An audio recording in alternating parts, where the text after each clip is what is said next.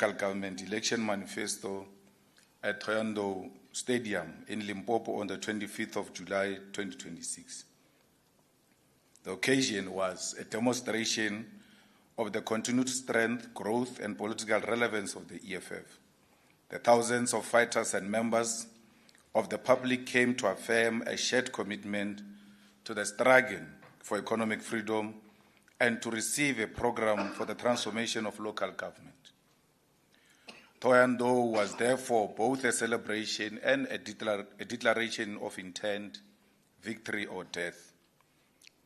For the 13th years, the EFF has built itself as an organization rooted in the daily struggle of ordinary people. We have confronted the political establishment inside Parliament, legislature and municipal councils, and we have consistently placed the interest of workers, the unemployed, young people, women, and the poor at the center of our political program. The 2026 Local Government Election Manifesto is a product of that experience. It is a document of the conditions confronting our people and is informed by a decade of experience in local government and by the lessons learned from communities across South Africa. The message from Thohoyandou is that South Africa cannot continue with municipalities that exist on paper but fail in practice. Our people live with water shortages, unreliable electricity, sewer spills, uncollected refuse, unsafe roads, unemployment, and collapsing infrastructure, while municipal resources are wasted through corruption, outsourcing, and political patronage. The EFF is therefore offering a fundamentally different model in our 2026 manifesto. We are saying that municipalities must belong to the people and must become instruments of development, dignity, and economic emancipation. When we speak of land reform at local government level, we are speaking about municipalities using their powers to make abundant land and buildings available for young people to engage in agriculture and other productive activities. We are speaking about ending the sale of municipally owned land and making such land available for redistribution to black communities. When we speak about dignity, we are speaking about the basic services that millions of people are still denied. An EFF People's Municipality will guarantee reliable, affordable, basic services and ensure that qualifying poor households receive free water, electricity, sanitation, and refuse removal, including those living in informal settlement, backyard dwellings, and rural communities. However, the crisis does not affect only the poorest households. Working class and middle class income families are also being crushed by the rising cost of living. This is why EFF municipalities will introduce targeted support for households facing financial difficulties and provide relief through adjusted tariffs, subsidies, affordable payments arrangements, and debt relief programs. At the same time, we must end the culture of municipalities outsourcing basic responsibilities to politically connected companies. The EFF will rebuild internal municipal capacity by directly employing workers and ensuring that municipalities have qualified engineers, planners, artisans, financial managers, and other professionals capable of delivering services themselves. This approach is also central to how we intend to address unemployment. We will insource core municipal functions such as security, cleaning, waste collection, and maintenance to create permanent jobs. At the same time, municipal procurement must be used to build local economies, which is why we have committed to direct a minimum of 80% of municipal procurements towards SMMEs, cooperatives, and township enterprises involved in manufacturing-related economic activity. EFF municipalities will build and upgrade sports facilities, libraries, parks, and community facilities, while deliberately preserving and promoting African history, culture, and heritage through museums, memorials, public art, and monuments that honor African and anti-colonial leaders. We are equally clear that local government must play a meaningful role in advancing gender equality and protecting women and vulnerable communities. EFF municipality will enforce a minimum 50% representation of women across municipal leadership, management, employment, procurement, and economic development programs. Healthcare must be brought closer to the people. Our municipalities must expand access to comprehensive primary health care, including maternal health care, HIV/AIDS care, mental health care, and all kinds of support. Mobile health units and community health workers must reach rural, peri-urban, and other communities that remain underserved by the existing healthcare systems. The same principle applies to electricity. Electricity is a developmental public good, not a commodity whose primary purpose is to generate profit. We will end unnecessary charges associated with prepaid electricity and restore municipal control over electricity billing and distribution. We will also establish dedicated rapid response technical teams capable of responding to electricity faults, outage, transformer failures, and infrastructure breakdowns within a maximum emergency response time of 1 hour. Additionally, we cannot speak about economic freedom while our municipalities remain centers of consumption instead of production. The EFF will drive localized industrialization so that municipalities become centers of production, employment, and economic activity. We will establish township and rural industrial parks focused on manufacturing, agro-processing, construction materials, repair services, and other productive sectors. Our human settlement programs will implement time-bound plans to address housing backlogs with transparent waiting lists and clear annual targets. Where the construction of permanent houses cannot happen immediately, municipalities will provide service sites as an immediate intervention while longer-term housing solutions are pursued. For coastal communities, the ocean must become a source of economic empowerment rather than an asset from which local people are excluded.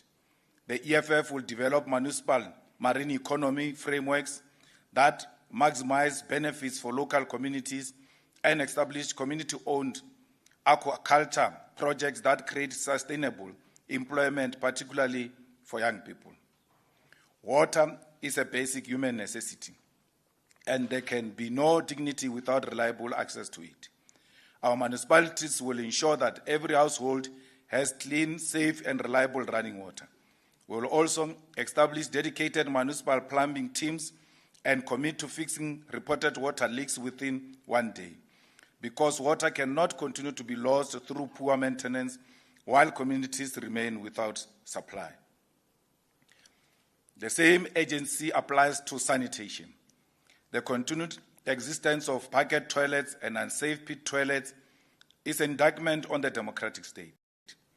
EFF municipalities will eradicate these forms of undignified sanitation and establish rapid response teams to deal with sewer blockages, leaks, spillages, and other sanitation failures.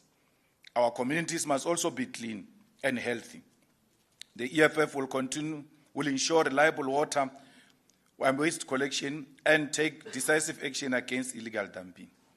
We will bring waste collection and management functions back into municipal capacity while integrating waste pickers, cooperatives, and recycling businesses into formal municipal systems so that environmental cleanness can simultaneously become a source of sustainable economic opportunity. A people's municipality must also be a safe municipality. We'll strengthen municipal law enforcement through improved staffing, training, and resources, and establish integrated crime prevention strategies in partnership with communities and law enforcement agencies. Our young people must be at the center of this transformation. The EFF will ensure that at least 40% of municipal employment opportunities are allocated to young people between 18 and 35 years old, while at least 50% of municipal procurement opportunities will be directed towards youth-owned businesses and cooperatives. We will also rebuild the infrastructure upon which communities and local economies depend. Municipal roads must be maintained and made safe, particularly those serving schools, clinics, cemeteries, and economic centers. We will expand reliable and affordable public transport, especially in under-serviced townships and rural communities. We know that South Africans have had enough promises. What our people need now is a political organization with the courage, discipline, and organizational capacity to implement what it says. I want to use this opportunity to express my sincere appreciation to the ground forces of the economic freedom fighters. I particularly commend our branches for the manner in which they have conducted the branch people's assemblies to nominate candidates for deployment in local government. The branch people's assemblies are an important expression of internal democracy. They are an opportunity for members to debate, nominate, and make decisions about the people they believe can serve best, carry the responsibility of representing the EFF and its voters in municipalities. We are encouraged that this process has been conducted peacefully and without bloodshed. This is an important achievement for the organization, as a political competition must never become an excuse for comrades to turn against one another. We can disagree politically without destroying the organization we have collectively built. To those that have not yet completed the process, we encourage you to do so without unnecessary delays. As we reflect on the success of our 13th anniversary and the launch of our local government election manifesto, we cannot ignore the worsening conditions under which the majority of South Africans are living. The cost of living continues to place enormous pressure on working-class households, and we are witnessing a decline in middle-class households. The price of food, electricity, fuel, transport, and other basic necessities continue to eat away at the income of ordinary people. South Africans are working harder and taking home less in real terms, while the state continues to impose additional costs on households that are already struggling to survive. The recent inflation figures confirmed what our people already know from their shopping baskets. Consumer inflation reached 5% in June 2026, up from 4.5% in May, with transport and fuel costs among the major drivers of the increase. The price of fuel does not remain at the petrol station. When fuel becomes more expensive, the cost of transporting food increases, the cost of commuting to work increases, the cost of producing goods increases, and ultimately, the price of almost everything rises. Electricity has become another mechanism through which our people are being punished. South Africans are expected to pay more for electricity while receiving an unreliable and increasingly unaffordable service. This is precisely why the EFF has made it clear that electricity must be treated as a developmental public good and not as a profit-making function. The EFF reaffirms its position on the Phala Phala matter, which is that there must be oversight in the face of the continued attempts by President Cyril Ramaphosa to avoid accountability. The EFF has never accepted that the President of the Republic must be treated differently from any other citizen when serious questions arise concerning the hiding of large amounts of foreign currency and the illegal circumstances surrounding the theft at his farm. The Constitutional Court, in the judgment concerning the EFF challenge relating to the Section 89 vote on Phala Phala, dealt with the constitutional framework surrounding the parliamentary processes. The EFF, therefore, regards the recent decision of the Western Cape High Court as deeply concerning. The majority of the full bench granted President Ramaphosa an interim interdict preventing Parliament's Section 89 impeachment committee from proceeding with its public hearings pending the determination of its review application. One of the three judges Judge Francis, rightly dissented and found that Ramaphosa had no sufficient basis for the interdict. Our concern goes beyond the fact that the judiciary has ruled against the EFF. Our concern is that the judgment potential establishes a dangerous principle whereby a court can interrupt a parliamentary accountability process that flows from constitutional proceedings before Parliament has completed its work. The EFF's position is that the majority judgment does not adequately explain the High Court's jurisdiction to interdict a process flowing directly from the Constitutional Court's order. It also does not sufficiently demonstrate the imminent and irreparable harm that President Ramaphosa will suffer if Parliament were allowed to perform its constitutional responsibility. If the executive can approach a court and suspend parliamentary accountability simply because the President does not want to face an impeachment inquiry, we must ask what happens to the principle of separation of powers and the constitutional authority of Parliament. We are equally concerned about the National Treasury's decision to withhold the July 2026 equitable share transfers from municipalities. National Treasury temporarily withheld transfers from 69 municipalities, citing persistent non-compliance with financial legislation and failures relating to the management of public funds. Treasury has subsequently announced the release of the remaining July transfers to 49 of the affected municipalities. The EFF does not support corruption, financial misconduct, or reckless management of public money. However, Treasury cannot use the people of a municipality as a collateral damage in a fight with incompetent municipal administrations.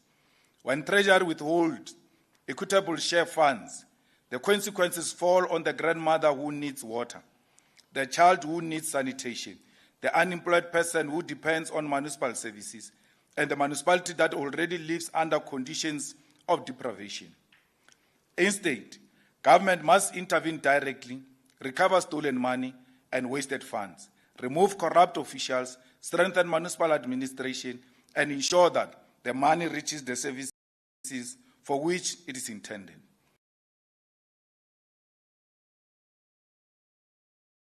Brings us directly to the EFF long-standing criticism of the current equitable share model. The present model is fundamentally inadequate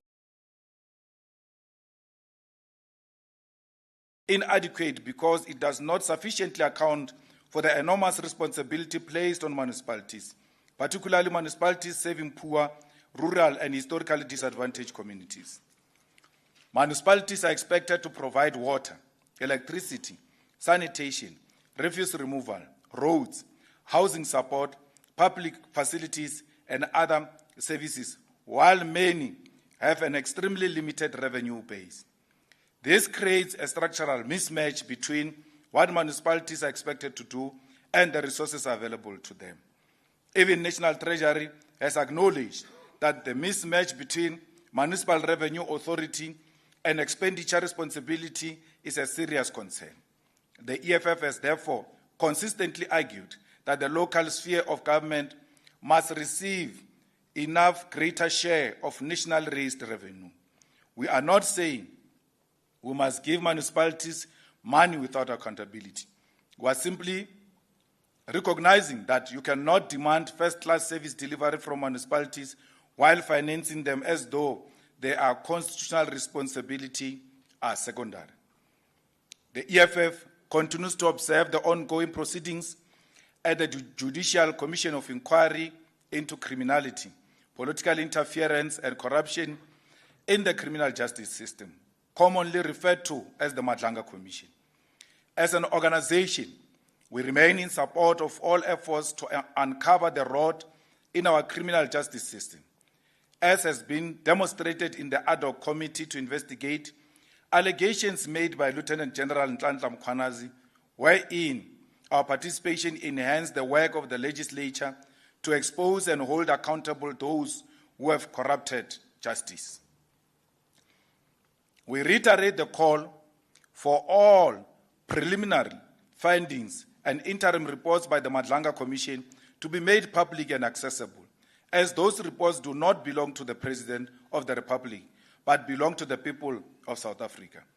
To handle preliminary findings and reports with secrecy undermines the constitutional principle of transparency and risks selective and politically motivated conduct as it relates to prosecutions and arrests related to the work of the Commission. The EFF calls on all South Africans to resist the urge to succumb to juvenile and politically motivated insinuations drawn from the work of the Commission, which are not rooted in any evidence or fact. Despite all attempts to cast doubt over the organization and its leadership, there has been no evidence that ties the EFF to any wrongdoing, and this is a fact we remain proud of. We encourage the Commission and its evidence leaders to rely on evidence and drawn from verifiable and credible processes of the law and legal institutions. Tabloid journalism and speculations by media outlets who have proven vendettas do not constitute evidence, and the use of news articles as evidence by such credible commission only serves to undermine the credibility of the process and turn the Commission itself into a weapon of propaganda. The EFF takes this opportunity to reaffirm its position on the international developments that demonstrate the continued use of economic and political power by dominant countries to discipline nations that refuse to submit to their interests. We have seen the United States government recently threaten to cut off trade with Spain because of political disagreements over NATO spending and Spain's position on the use of its military bases in relation to the war against Iran. The EFF condemns this kind of economic bullying. It demonstrates the danger of a world order in which powerful states believe that they can use their economic dominance to punish other countries for exercising an independent foreign policy. No country should be forced to surrender its sovereignty or foreign policy choices because it fears economic retaliation from a more powerful state. This is precisely why South Africa must continue to pursue an independent foreign policy based on solidarity with oppressed peoples, respect for international law and the sovereignty of nations, rather than allowing our foreign policy to be dictated by Washington, London, or any other external power. South Africa must also continue to stand firmly with the people of Palestine. The EFF reaffirms its call for Benjamin Netanyahu to be arrested and brought before the International Criminal Court in accordance with the arrest warrant issued against him in 2024. We reject the hypocrisy whereby international law is aggressively invoked against leaders of third world countries, while those accused of grave crimes against Palestinians are protected by powerful governments. Having examined the legal position, Mamadini has acknowledged that New York City does not independently possess the authority to execute the ICC warrant, but he has called upon the United States federal government to enforce the warrant. The EFF welcomes this position and says that it must now go further.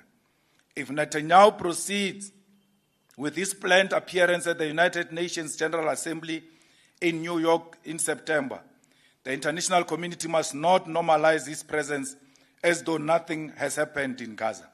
Netanyahu should not be afforded the legitimacy that comes with addressing the United Nations while an outstanding ICC arrest warrant remains in force.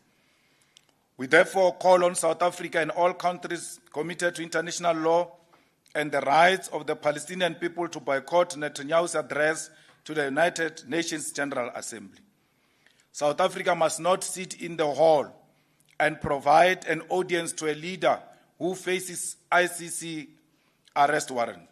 We should not shake hands, pose for photographs with him, or participate in the diplomatic theater that sanitizes the devastations inflicted upon the Palestinian people.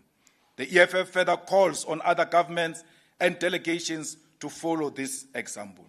The United States government has been allowed to get away with kidnapping the democratically elected president of Venezuela, Nicolas Maduro, in his own country and is currently holding him captive with no clear international case against him, besides wanting to gain control over Venezuela's oil supply. Yet Netanyahu is allowed to freely enter any country he wants and address the United Nations. This state of our international political landscape is backward and must not be allowed. The Palestinian people continue to endure unimaginable suffering, and the international community cannot continue to respond with statements of concern while maintaining normal diplomatic and political relations with those responsible for policies and actions that have resulted in mass civilian suffering. We call on all fighters, supporters, and structures of the EFF to give full support to all our mayoral candidates who were announced at the Thohoyandou rally. These candidates represent the breadth of the organization and the kind of leadership we believe must take responsibility for transforming municipalities. They bring different forms of experience, professional and political knowledge, organizational experience, youth leadership, and women leadership. This diversity is important because we have always insisted that our leaders must have the skills, experience, discipline, and political commitment to govern. The EFF proposed mayoral candidates for all metros and big cities are as follows: Buffalo City Metro, Mkhulule Dlevu, Nelson Mandela Metro, Snawo Tambo, King Sabata Dalinjebo, Ncedo Kolanisi, Mangaung Metro, Ntako Sam Matias, Ekurhuleni Metro, Ntabiseng Chibenga, Tshwane Metro, Treasurer General Umpile Mautwe, Johannesburg Metro, Dr. Tlale Mufokeng, eThekwini Metro, Tlengiwe Mkhalipi, Umsunduzi, Stanley Tutuko Mqiwa, Mpulukwani Lawrence Mapulu, City of Mbombela Deputy President Godrich Gadri, Rustenburg Kudumetsi Israel Munaisi, Sol Plaatje Lerato Florence Tito, Cape Metro National Chairperson Nontando Noluchungu. Additionally, we take this opportunity to announce mayoral candidate for the various other municipalities in each province. The names will be publicly available in the final release press statements. We express our full support and faith in all of our candidates to deliver victory in the 2026 local government elections on the 4th of November. Every candidate must remember the oath that accompanies EFF deployment. The declaration they undertook requires the candidate to serve the people of South Africa with discipline, honesty, integrity, and revolutionary commitment. It makes clear that deployment is not a right or employment, but a responsibility and organizational mandate, and that an EFF councillor must remain loyal to their community and the people of South Africa and make themselves available to serve their community. This is the standard we expect from every person who wears the red beret into a municipality. No mayor will be deployed to accumulate wealth, demand tenders, employ family members, abuse municipal resources, or become part of the same corrupt political establishment we have spent 13 years fighting. We are now entering another decisive phase of 2026 local government election campaign, and the EFF calls on every eligible South African who is not registered to vote and every voter who has changed their residential addresses to use their final voter registration weekend on the 1st and 2nd of August to register or update their details.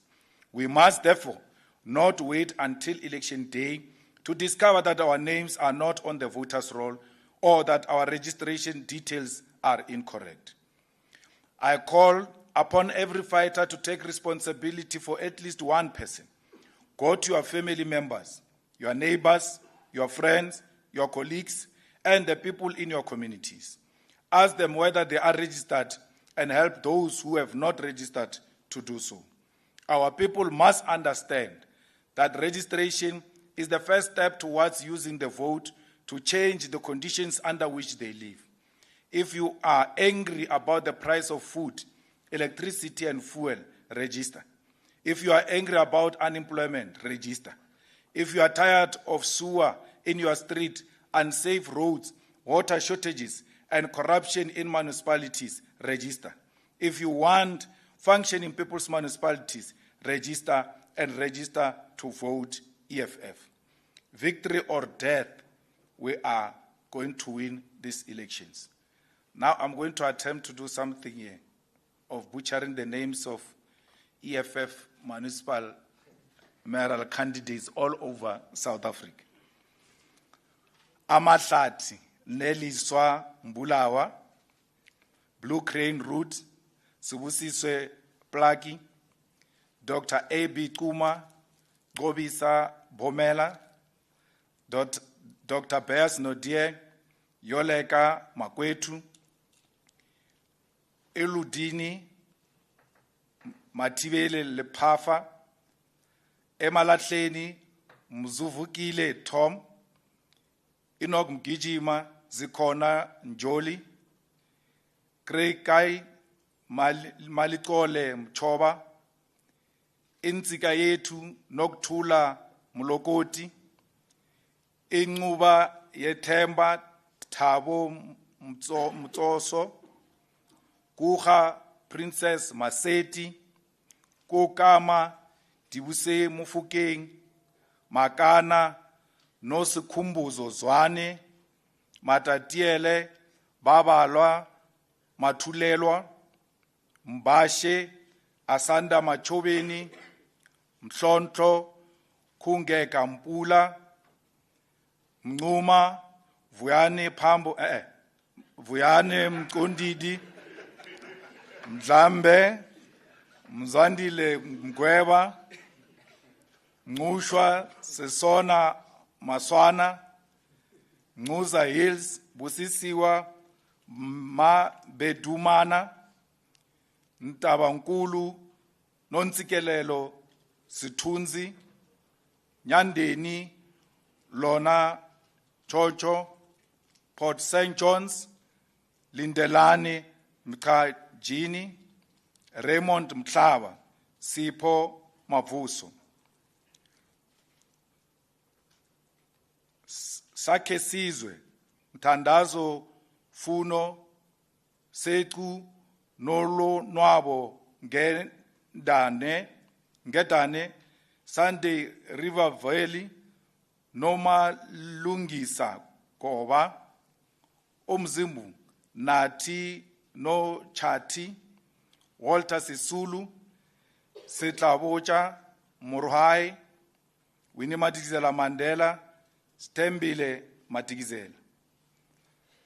Metsimahulu, Malefane, Musimang, Machabeng, against Ismakashule, Thomas Matingwane, Ditlabeng, Mujalefa, Vilagazi, Malutiapofung, Matlomola Majage, Setsoto, Lebohang, Mokwake, Nala, Paki William, Mafojane, Mutaka, Tolile, Nongwanya, Mwate Daniel Nkwe, Masilonyane Sina Brown, Tokologo Letshego Letshabo, Tswelopele Tebo Swaisa, Mohokare Lizwe Lepolo.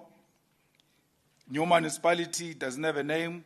Mpotse Molai, Kopanong Letshego Khaliso, Letsimeng Thabiso Masailane, Mafube Edmond Mabuya, Matsupa Sentle Nkiane, Pumelela Mita Khatebe, Nketwane Matlomola Musia, Emfuleni Jeanette Maloka, Merafong Itane Mukwebo, Randwest City Wilisane Betuel Munyai, Mogali City Wonderful Segolodi, Lesedi, Nombuso Njokwe, Midval, Karabo, Munyane.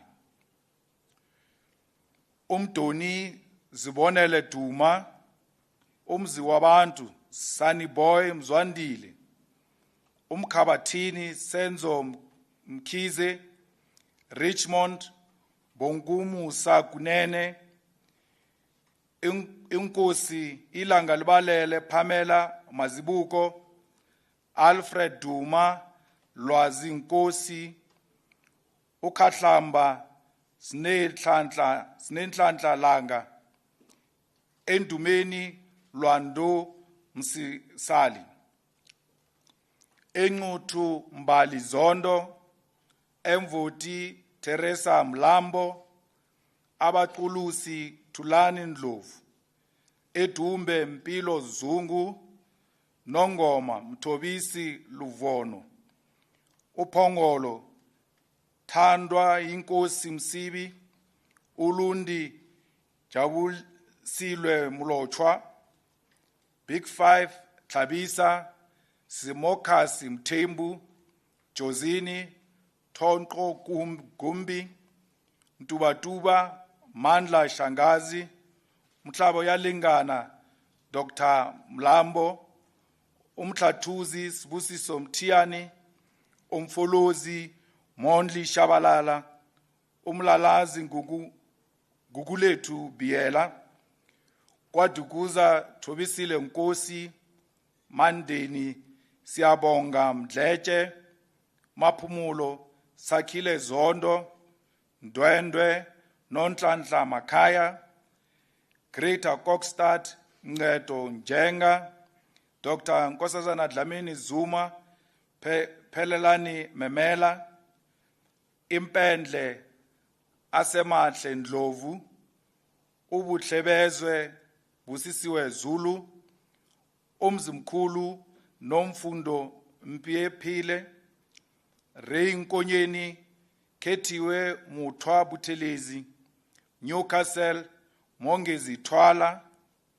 Enkandla Sanele Biela, Uzumbe Nokubonga Biase, Emadlangeni Sipho Ndebele, Umgeni Longelo Sokhela, Mthonjaneni Zama Mutimkhulu, Msinga Sithakaselwe Zondi, Denhauser Siphesihle Nzunza, Mpofana Sibonelo Ndlela, Mshwati Sihle Mfekane, Elias Mutswaledi Lancel Komane, Feta Khomu Tubatsi Khotatso Mowane, Greater Letaba Reneilwe Mashabela, Greater Zanen Dumisani Malemela, Makado Anthony Matuba, Makudu Tama Rebecca Motlala,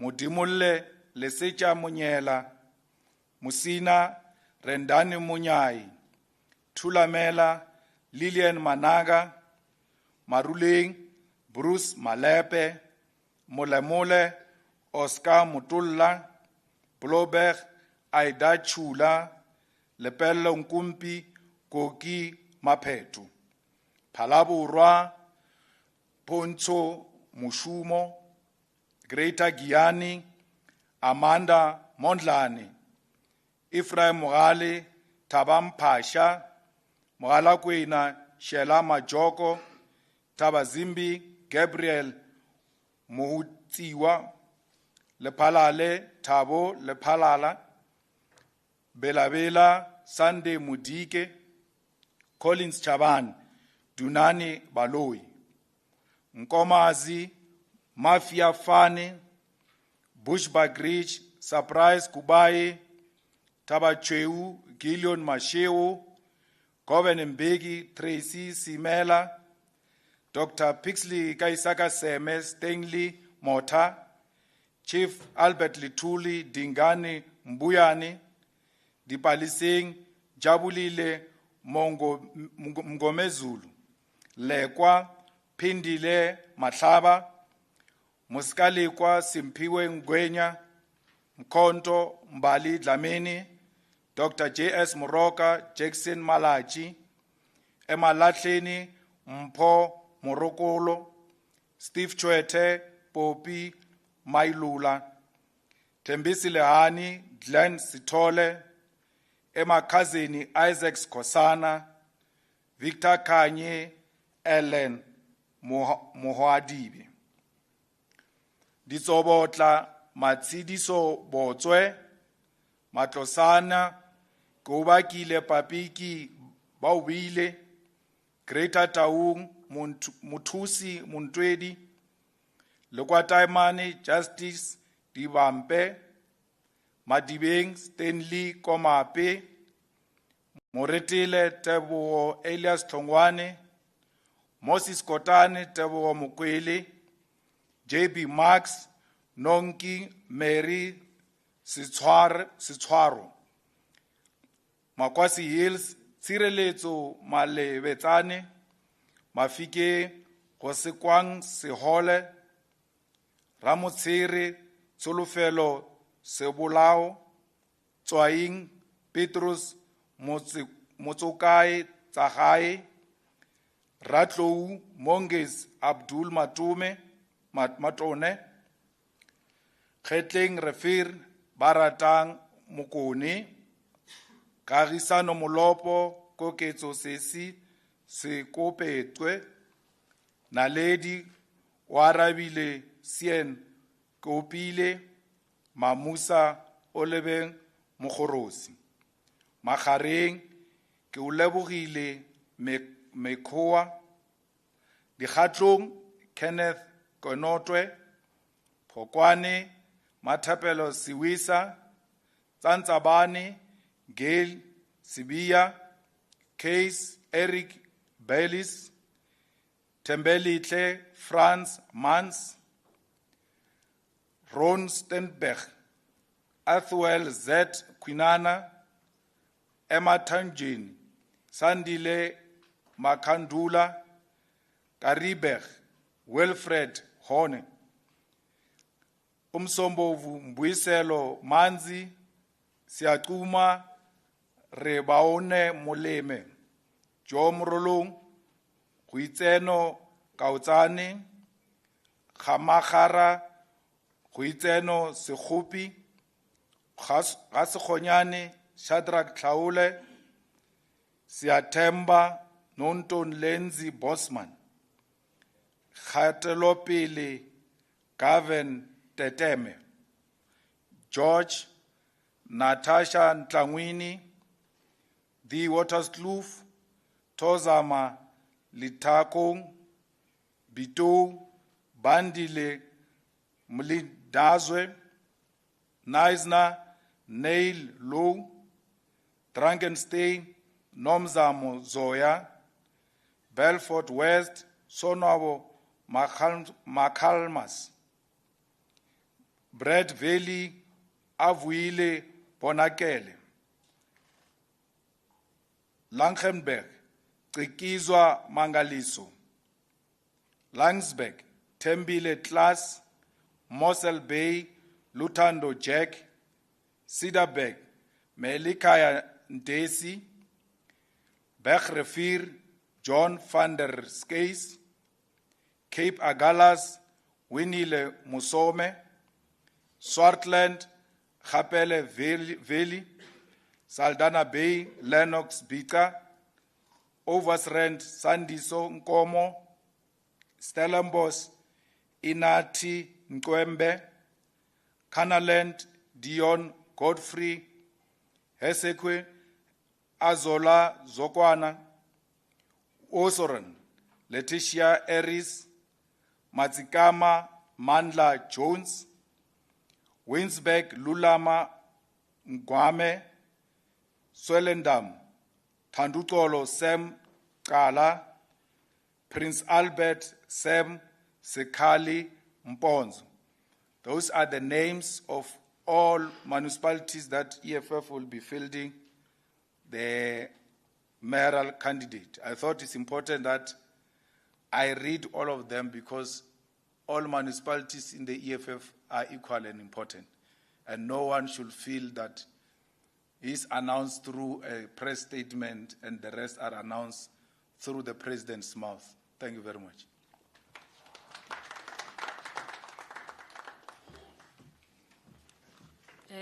Thank you very much, President. Now, colleagues, it's your turn to pose questions to the President and the officials of the EFF. I will take 5 for the first round of questions. Modibe, 2 next to you, and then 3, and then Mawande 4, and then Tando 5. Let's get the mic. Thank you very much to the officials and condolences to the Malema family and the EFF. May God be with you during this time. President, with regards to municipal procurement, when you go to many municipalities, black businesses, they are suffering because in order for your invoices to be paid, 10% must go to the mayor, 20% must go to the CFO. What steps are you going to put that your own officials don't go into those municipalities and start behaving like those officials who want 10%, 20%? Thank you. Sorry, colleagues, can you please mention your name in the media house? Mudiba from the Inside Factor. Thank you very much. Thank you so much. It's Komoto Mudise from Eyewitness News. I've got 2 questions. The first one, Mr. Malema, thank you so much for touching on the revelations from the Madlanga Commission and what's been happening there. Could you please weigh in more on Andrea Johnson? We know that you described her, you spoke quite a bit about her at the ad hoc committee, referring her to her or likening her to Mama Winnie. What are your sentiments now? How do you feel about her showing and her performance or her appearance at the Madlanga Commission? And then secondly, I know that you had spoken about General Feroz Khan as an old comrade of yours during an interview. There have been quite damning allegations against him as well. And I wanted to hear from you about your sentiment on that. And have you been in touch with him since we've been hearing these revelations at the Madlanga Commission? Thank you.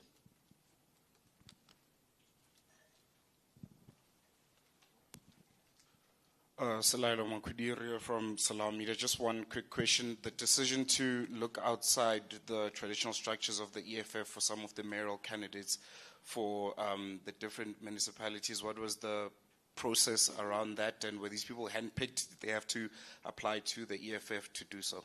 Thank you.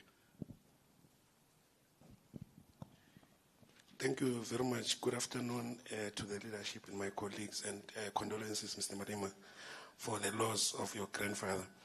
Maybe let me start. My name is Mawande. I work for the Sunday World.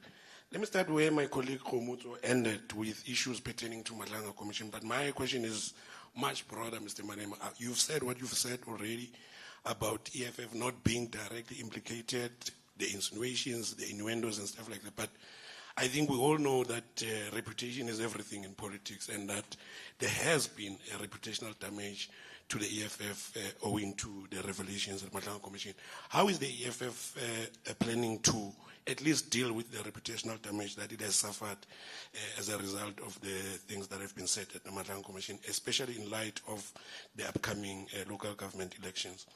And then second is still maybe to move to issues of local government elections, Mr. Malema, you've revealed, of course, Dr. Tlaling as the candidate for the city of Joburg, but I think there's also a general sentiment out there, I'm sure you've seen it, of people who were saying that they were expecting Dr. Mcinichwaku, especially with his heroics that he did as an MMC for community safety. Maybe what was the thinking in that regard to not go with Dr. Mcinichwaku that many seem to have been expecting to be the candidate? Still on local government elections issues, will the EFF be contesting these elections with a universal approach, or do you have a targeted approach? I mean, for instance, what you've just done with announcing the mayoral candidates for all municipalities, I think it's a first in the EFF. And maybe to close off on issues of local government elections, why are you not contesting, Mr. Malema, given how high the stakes are? I mean, we've seen national leaders, Herman Mashaba, for instance, Helen Zille, who are contesting the seat of Joburg. Why did you not throw your name in the hat as well? Finally, from my side, Mr. Malema, what is your comment on the crisis at the Higher Education Department under the current Minister, Mr. Putman. I mean, I think through your own employee, Mr. Sklelonzi, who has highlighted all the issues at NSFAS, National Skills Fund, the SETAs, in fact, going as far as saying that Mr. Lonzi, that Mr. Putman is probably far worse than his predecessor, Dr. Nobuhle Ngabane.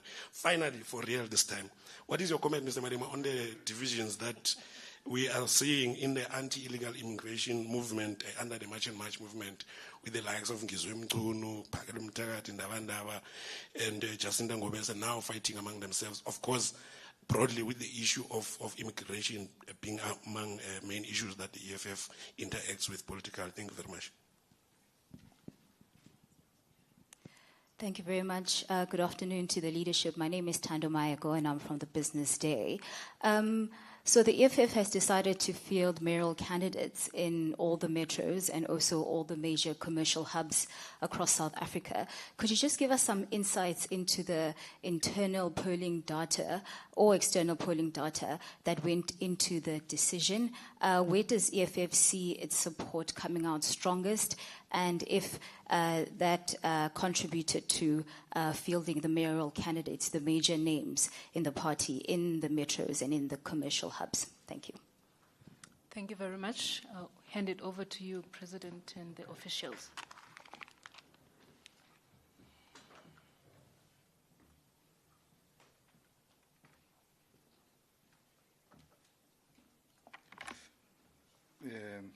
Thank you very much. We are very particular and strict about issues of corruption involving our cadres who are deployed in municipalities. And since our participation in local government municipalities, there is no single councillor of the EFF or MMC who has ever been accused of corruption or even charged or removed because there are serious allegations against them.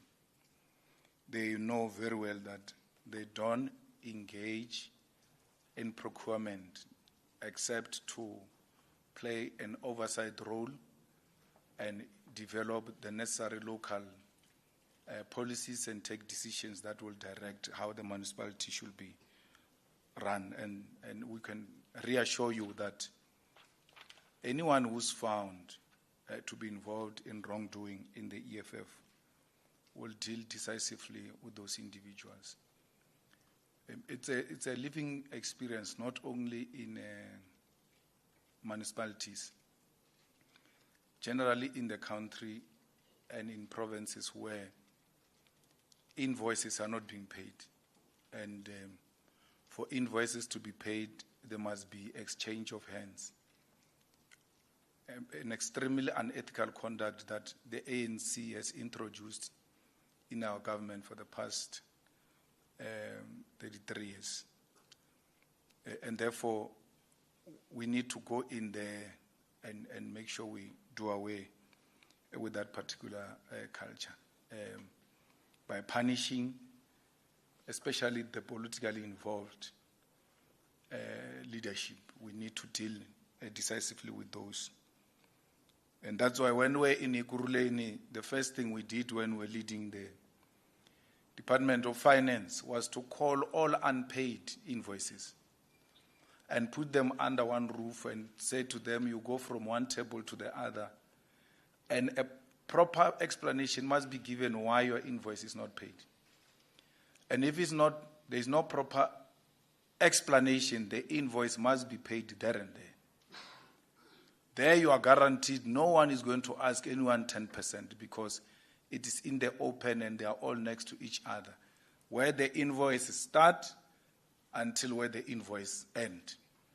So we follow it practically with a service provider. Where it gets stuck, that person must explain why is it stuck by you. Why is it not being processed to the next level? And if then there's no explanation, it ought to be processed. And disciplinary processes must follow because it means there was a motive beyond the issues of a procedure which needed to be followed. I've not followed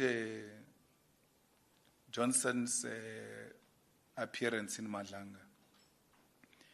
I've got no such a privilege, unfortunately. I was one of the ground forces that organized the rally of the EFF in Thohoyandou. And if you know what it means to organize, you have no such a privilege to sit down and watch a television and proceedings. So I will, maybe some officials have watched will be able to give a commentary on that, but I didn't see it, unfortunately. And then I came back from Thohoyandou. I had to deal with funeral. So I come directly from preparing funeral to this podium. Again, I had no privilege of watching. So I will make time when, I don't know when, because it's going to become more and more busy now. And that's what we are obsessed with now, running a well-oiled machine towards victory on the 4th of November. So I'm unable to make that comparison. But even if I'd watched, I was not going to be in a position to give a comment, as it were, because the ad hoc committee is at an end. It's writing a report. So I can't give views here and go and give views in the ad hoc committee, especially when we do the final report. I think, if I'm not wrong, we have a meeting tomorrow or today, next Wednesday, to give a final report. And my views will be expressed, as it were. My comparison to Winnie Mandela, it was in relation to what she presented at the ad hoc committee. The ad hoc committee and Madlanga Commission are not the same thing. And they don't use the same style of investigation, the same style of interrogation. She might have impressed me at that ad hoc committee and impressed me in the Madlanga Commission. I don't know. Or in the Madlanga Commission, she might have said things that were not put forward in the ad hoc committee. And therefore, to compare the two will actually be unreasonable. The reality of the situation is that you are going to have two reports. There's going to be Madlanga Commission report, and there's going to be ad hoc committee report. They may not say the same thing. They may say the same thing. So they all depend on the facts that were presented and the evidence that was presented before the two committees. I never get an opportunity to interact with Khan. I know Khan, and I've already made it very clear, I know Khan.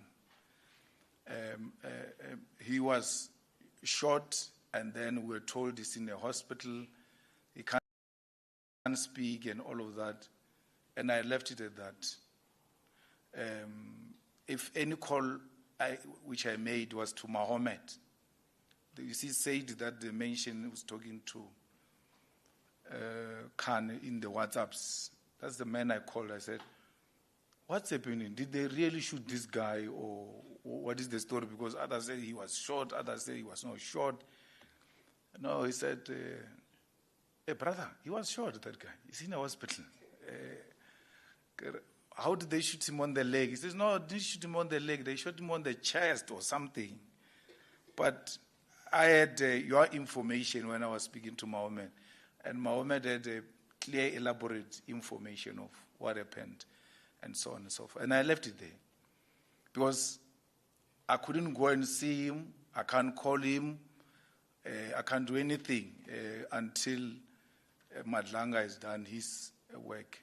If there's anything wrong that Khan has done, the Madlanga Commission must take him on. It's wrong for that young man of MK to say, I prevented Khan from coming to the ad hoc committee. I never did that. I asked the question, on which basis are we calling Khan? Whoever said we must call Khan should have given the reasons why. Because I had no reason to call Khan. So I shouldn't ask you a question when you say, let's call Khan, and I ask you, why? Why should you call Khan? Foolish as they are, they can't reason. They keep quiet. They run away. They don't say anything. And then Khan doesn't get called. They blame it on me. As if I was running the committee alone. I'm not the type you will say things I don't question. I will question. Skosana said we must call judges. You remember that? Skosana said we must call judges. I said, you can't say judges. You must say a name because judges is huge a concept. It includes the whole judiciary. And when it comes to judiciary, you must be very specific when you attack it. You must not just be using a blanket approach towards all the judges because that thing is the last line of defense. If we delegitimize that sphere of government, we must know we're all in danger. So, Skosana, which judge do you want us to call? He says, yeah, Julius Malema. Julius Malema is the one who's criticizing judges. Now he says, we must not call judges. You see, that's the problem of people who don't think. I ask you, which judge we must call? You say Julius Malema. Am I a judge? I'm saying to you, I thought he doesn't understand English. I even said to him in Zulu, Faki gama baba. That's how we work here. I gave him a name because he's a coward. They are all cowards and they behave like they're brave. I said, do you want to call Judge Ludwaba? You must go and listen to those things. They're recorded in that thing of Parliament where they record everything. I said, you want to call Judge Ludwaba because everybody here speaks about Judge Ludwaba, that Judge Ludwaba has been given a bribe, Judge Ludwaba gave bail, is that the person you want us to call? He couldn't budge. He went to Twaka. Tomorrow I'm going to be blamed that I said they must not call judges. When I called, which judge? He was going to put a name and I was going to say, why? Why this one? They said we must call them on the basis that they are mentioned. I said Zuma is mentioned. If there's an issue I take with that committee, is that Mkwanazi said Mtetra called him and said to him, you must employ Mdluli in the crime intelligence. And then Mkwanazi refused. And after he refused, Mkwanazi went to tell the president, who was Zuma, and said to Zuma, this guy wants me to do a wrong thing by appointing Mdluli without following a due process. Zuma said to him, resign manje, ithi ngithola omunye uzo-acta before resign. Instead of Zuma saying, what are you saying? He wants you to commit wrong things. Give me time, let me call that minister and hold him accountable. We never called Zuma to ask him, why didn't you call Mteto who made Mkwanazi to appoint a person wrongfully as a president? So if we're using the basis that a person is mentioned must be called, Zuma was mentioned. Mbalula was mentioned. Many people were mentioned there. But there was no basis within which we wanted to call them. So that's a question I asked about Khan. Why?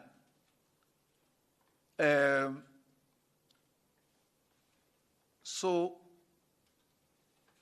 the young man goes there. All of you make an issue about me for obvious reasons because I make you trend. If you write about your grandfather, you will not even trend. Where they say Malema, you just jump. You don't process anything. This guy says, I got called into a meeting with those guys of cigarettes in KZN.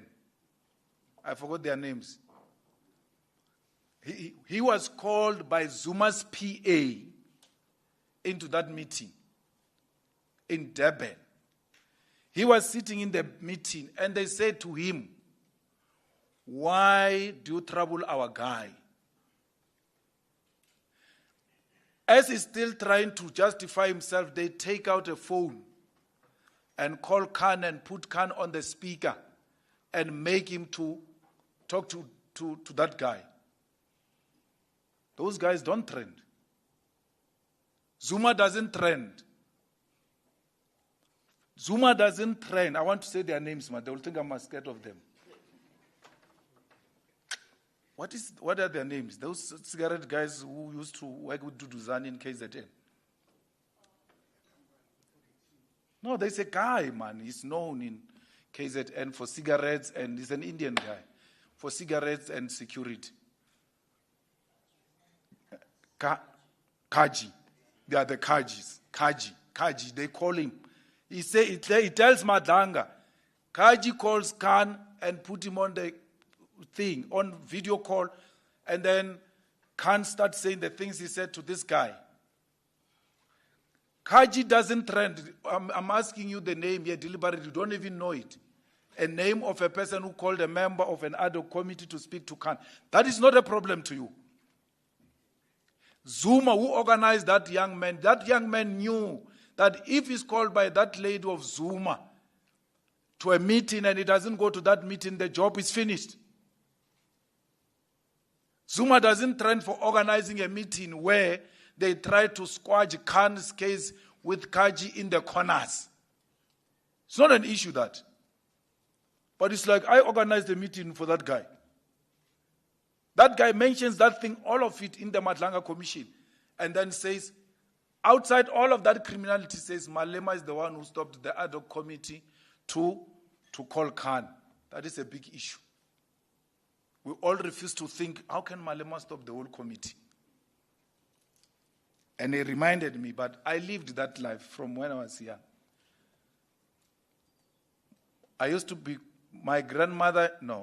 My parents used to be called to school because I caused a strike that lasted for more than 3 months. So parents had to be called. And we're in a school where learners were more than 1,000, overcrowded. So when they call parents, I've got two options, either to send my mother or my grandmother. My mother was not an option. She was going to agree with those people, or this thing is a problem. So my grandmother will go. More than 100 parents will speak in one language. And then they'll ask my grandmother to respond. And she will defeat them with one question only. And she will be speaking in Veneg. And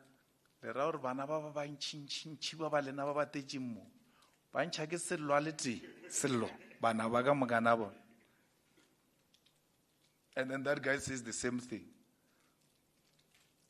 Or batho ba ad hoc comic ka mokana bana ba tejikua ba stopile ke sello a lete or ba bije Khan. Me. So he's also confessing that he's useless himself. He doesn't belong to the EFF. Why didn't he insist? You all know in that committee, when they stop you, but that your time is finished, you always find a way to come back, maneuver, order, chair. Skosana used to harass us there. If you go and look at the times, who spoke more than any other person in that committee, you're going to find this Skosana of MK, who said a lot of nothing, only to come and say, Julius. And then Madlanga writes me questions about Khan and Mohammed speaking to each other. So they say Malema says this. The chief says he wants a VBS docket. What? And then they ask me, I must respond to the conversation of two adults who are talking about me. Like you all do, without me being the CIC chief, they say chief that. All Madlanga investigators must do is that, okay, these guys said to Khan, we want a VBS case number, a person who opened the case, the address. Then look between that date where the case was asked or when it was retrieved from the files of the police and the day of Matlanga, and go and ask the investigating officer, what happened? They wanted a case, perhaps they wanted to intimidate you or the witnesses. So in between year and year, what happened? Because I don't know what case they are talking about. I don't know who's the investigating officer. I've never spoken to any investigating officer. A proper investigator will say, okay, maybe they wanted a docket, they wanted his address, they wanted to intimidate him. Oh no, they wanted to offer him money. Oh no, let's go and find out from him. Has there been anything from Malema to you since you opened this case? Has there been anything to any witness since this case was open? I've never done anything like that in my life. Khan goes to a DC. The chair is Nhlanhla Mkhwanazi. They say Khan was looking for that case because I was going to help him with his DC. With Chakalson, by implication, he implies that I did that. If I did that, I did it with Nhlanhla Mkhwanazi then.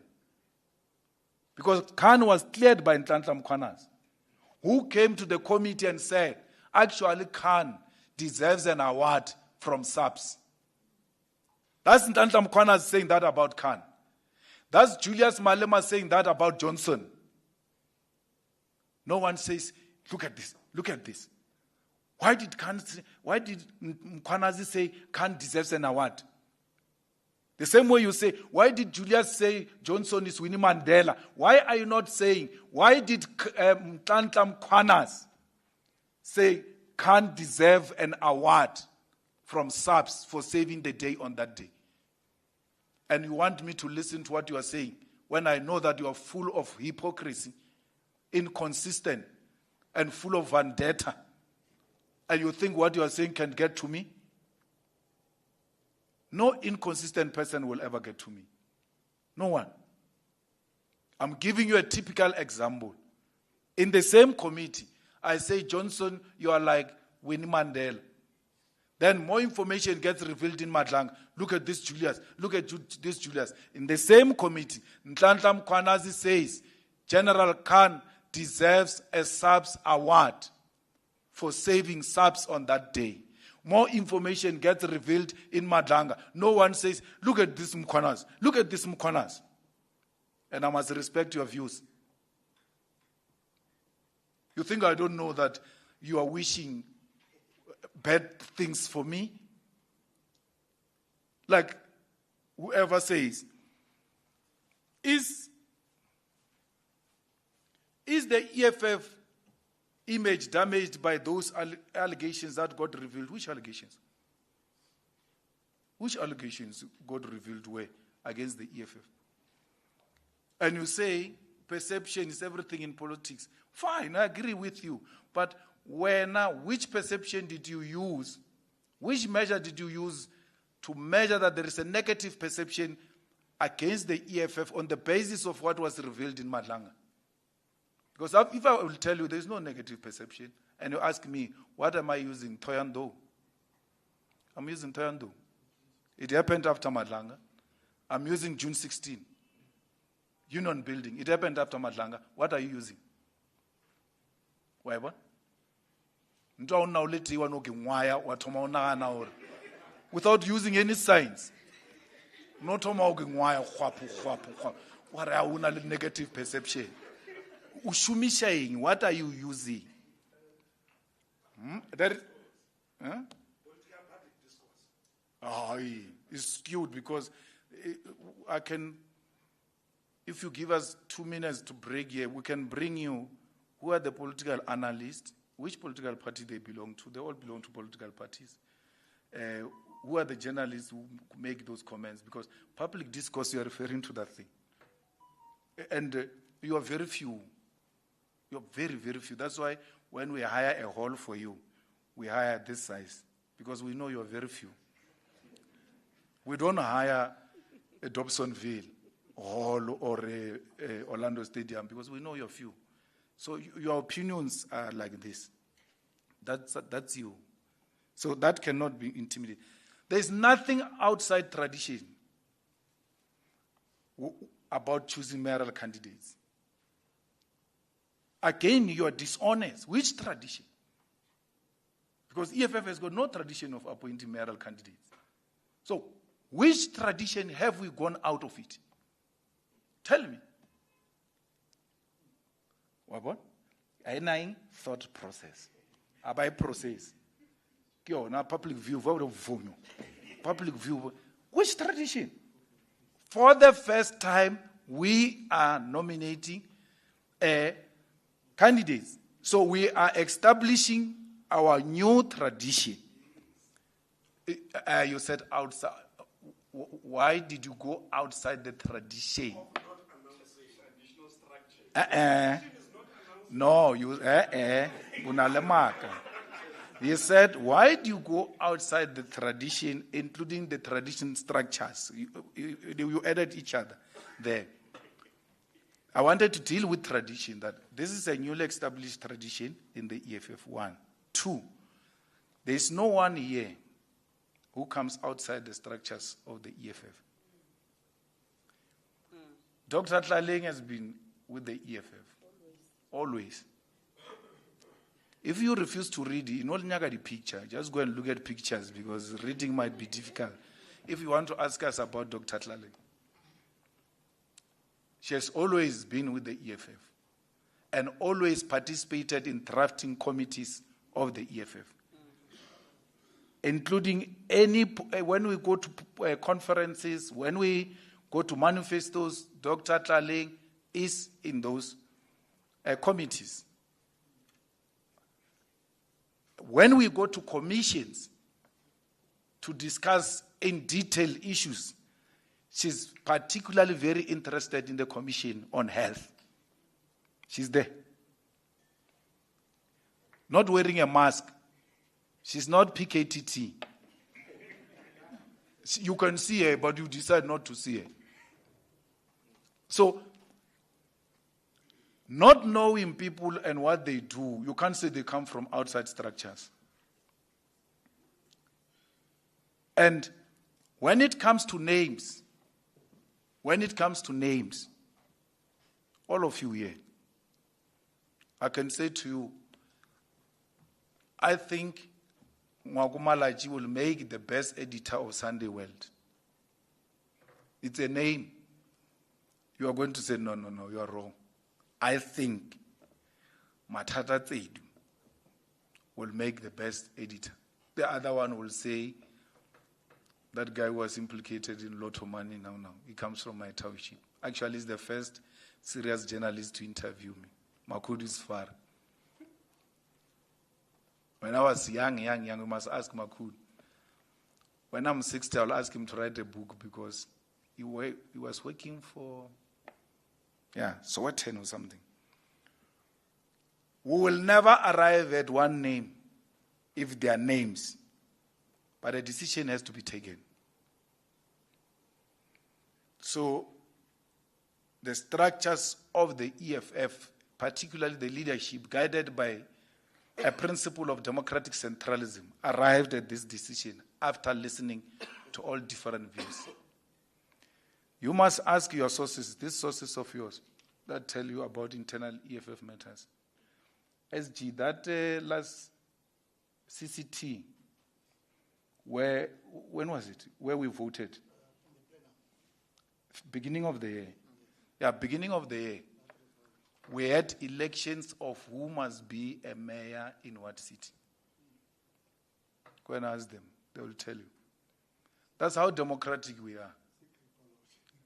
Secret ballot was conducted in the plenum beginning of this year. And after that plenum, I came to address a press conference. You asked me about mayors. I said to you, we will announce the mayors after the manifesto, because when they accept, they must be knowing what they are accepting. And that's what we did. That's the process we followed. Unlike Mashaba, who announces himself. And you never call him a dictator, you never call him all manner of names. And then you come here and ask me so nicely, everybody is standing, why are you not standing? Why are you not availing yourself as a mayor so that you can call me names? Now I give you Dr. Taling, I still have a problem. Why? Helen Zille is there. Mashaba is there. Why are you not there? I must go in there so I can empower you. I've disempowered you. Alina Selo. You have nothing to say. What are you going to say about Dr. Taling? Le palage. Obalamaka mo ta tshware. Ta o sua Dr. Taling. Obalamaka. Sale release je maina le palla ku criticize. There is nothing you can criticize here. You went all of you. Because we gave you the best. How do you compare Dr. Taling with Helen Zille? The whole international servant at the UN level, you compared with a rusted person who goes around perpetuating racism and division and segregation and justifying colonialism, that it was the best thing that has ever happened to us.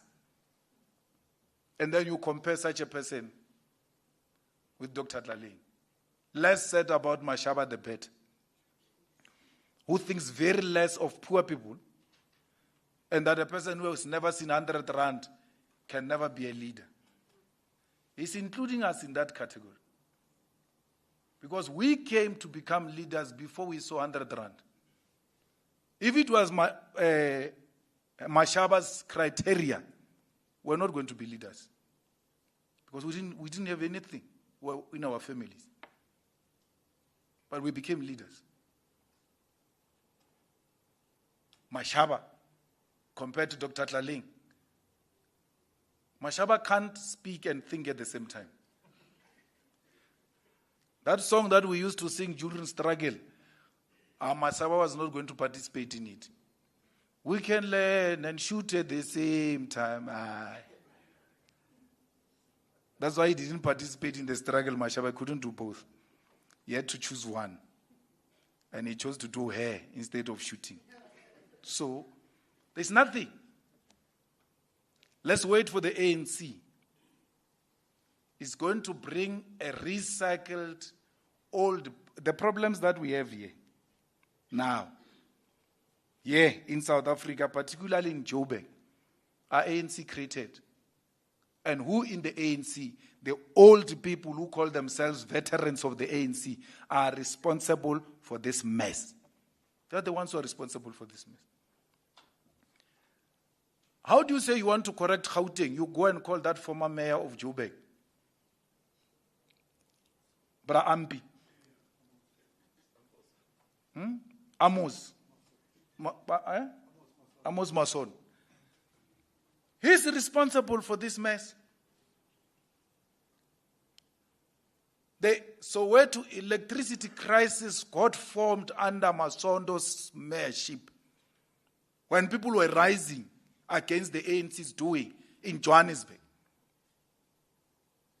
We are in this mess because Parkstar decided to take money and went to build bicycle circles and what?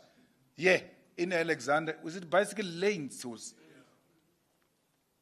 When you still have people without toilets,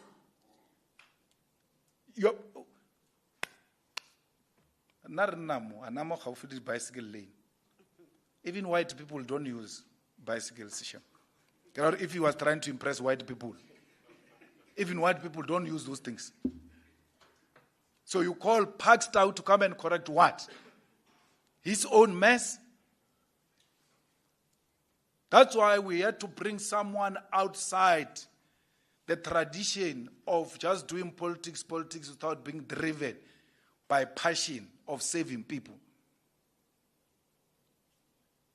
And we hope that the people of Joburg will be able to listen, especially the black middle class that is getting eroded by cost of living, by petrol price, transport, inflation, They are the first to feel that pain. Electricity can never be used to make money, profit. It's like SABC. The job of SABC is to give us information. As long as it can generate enough money to sustain itself, we're fine. We don't want profit from SABC. We don't want profit from electricity. We want people to be provided with affordable, reliable electricity. And that goes to the black middle class as well. Because we treat people as a group, and it's wrong. You are an engineer, you are a doctor, you are all doctors and the same. You must all pay the same. You don't know our individual affordability and problems. So there has to be that criteria where I can come and explain myself to the municipality, being a doctor, being an engineer, being an accountant, that yes, I'm qualified, yes, I work here, but these are my problems. I've got this, and we must be a listening municipality and design an approach, an individual approach to this problem. Not that all of them, they are nurses, they must pay. All of them, they are doctors, they must pay. All of them, they are working at the university. That time she's a cleaner. She must pay. So we have to deal with these issues individually if we are going to get to the bottom of what is really the problem with affordability of our people when it comes to water and electricity.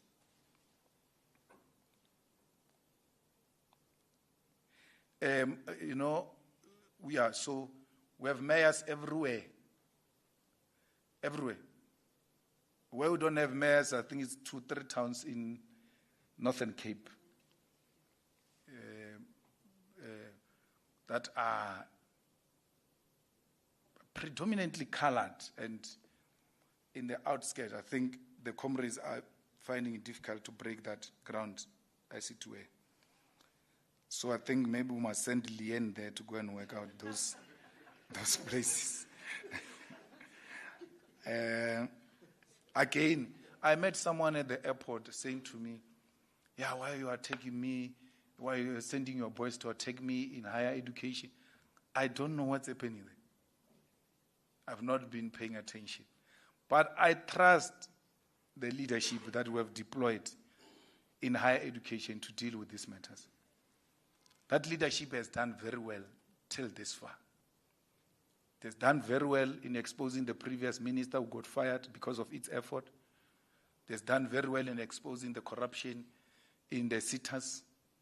It has done very well now in exposing corruption and favoritism and all of that in the NSFAS. And they continue to robustly engage, and they do so with facts. They don't just howl. They present facts that are undisputed, and as a result, the ANC and everybody else gets to be forced to agree with them.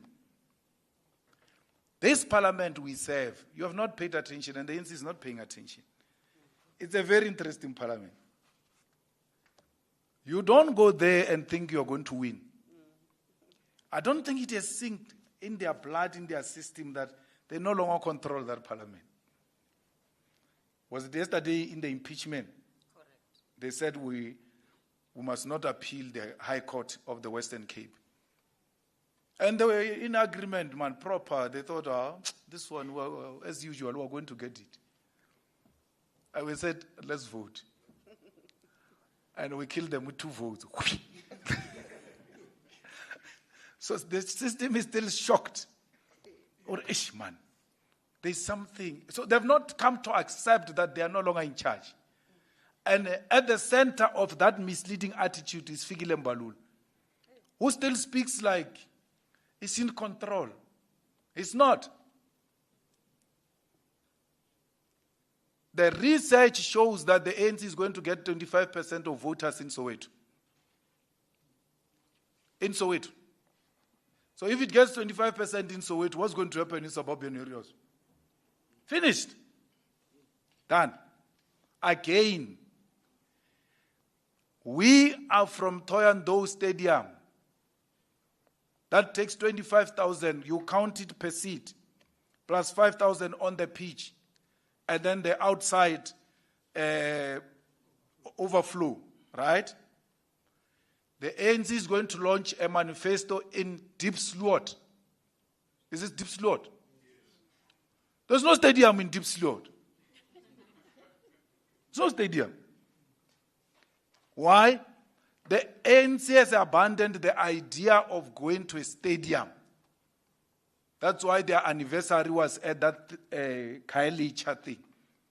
Because the stadium will expose you. It will expose them before the actual elections. So they've given up on that. Mbalula, who used to fill up 2 stadiums, Johannesburg Stadium and Ellis Park at the same time, and 8 other provinces at the same time. From that to a dusty field of Diepsloot. There's nothing he can do. It's done. Finished. He speaks like he's still in charge. If he's in charge on the 30th of October, we are in Orlando Stadium for Tselatupa rally, victory rally of the EFF. Orlando Stadium, 45,000 people. Next door, FNB. It will be a derby, same day. Pirates and Kaizer Chiefs. South Africa. One will be in Orlando, one in FNB. Those are only 2 stadiums, unless they go to Cape Town. That Cape Town Stadium. Any other stadium that day is the last day, by the way, before the election. So 30th, then the 1st, we finalize the preparations of the elections. Then the 2nd is Monday, is special vote. 3rd is special vote. 4th is normal vote. So why would you listen to someone like that, who has given up, only makes the loudest noise to hide that the stadium is no longer an option? Worse, in Gauteng. In Gauteng, where there is the biggest voter population, and not just saturated voters, they are all found here. You don't spend a lot of money to bring them together, unlike in Limpopo, where you have to go and fetch people all over the province. Everybody here is within a reachable distance. The NCS run away from those people.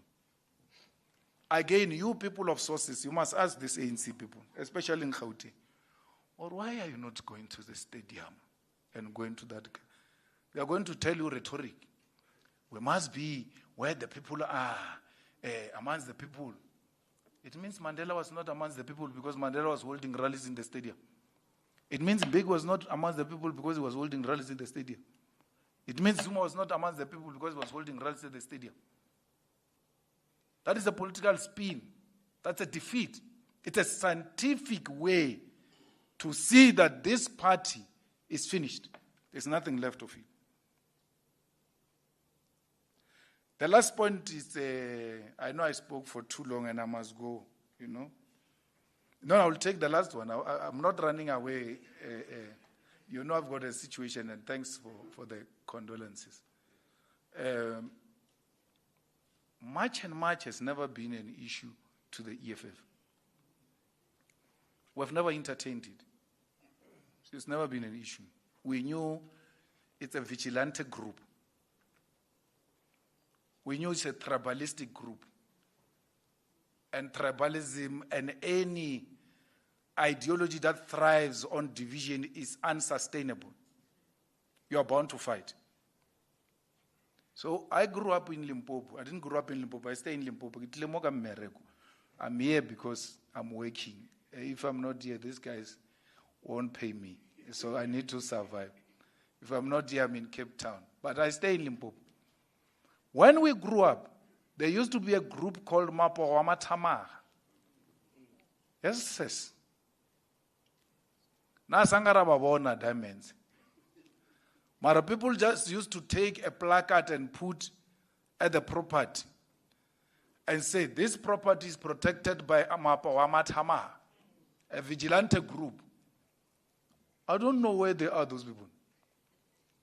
They were very popular. Everybody was very scared of them. But they were not following the law.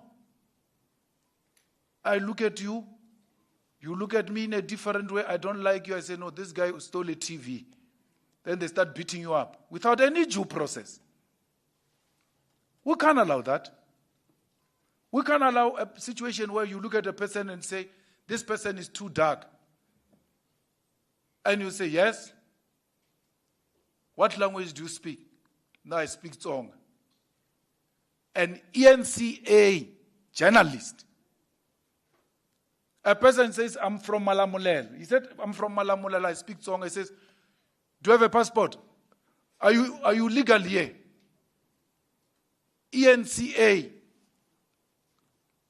must be charged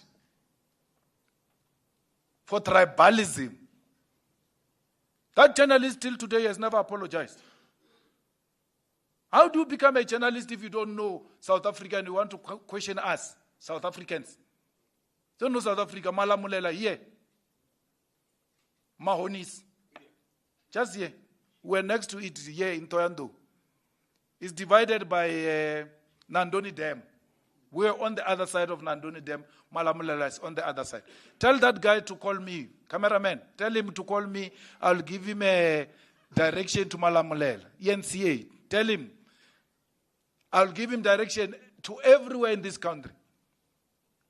But the point I'm making is it leads exactly to that. Once you start saying to people, yeah, who are you? Where are you from? Yeah? Yes? Can you say this in Zulu? Can you come on. Because I can tell you the Zulus in Soweto, the Zulus in Ikuruleni, many of them were born there. They can't say this in Zulu. But it doesn't make them less Zulu. Doesn't make them less Zulu. Some villager sits there and wants to decide what must happen. We don't want illegal foreigners. We don't want them. We want them legalized. They are here. And issues of migration are not just national issues. They are governed internationally on how those people get to be treated. And when you get isolated internationally, you start saying, yeah, but they don't want us. What are you talking about? I'm not talking about exile. I'm not talking about those who went to the camps, who Godrich and them. I'm talking about the economy of this country. It was built by everyone in Southern Africa. This Gauteng you're talking about, it has got sweat of Mozambicans who were brought here to come and build this economy. That's why many of these people, many of us, if we were to trace us, it takes us back to the continent. You must listen to my grandfather who passed away now, when he praises me in one of the praises he conducted at the manifesto launch of the EFF, I think in Polokwane. At the end of that praise singing, he says, Malema Muzimbabwe. Beat me if you can.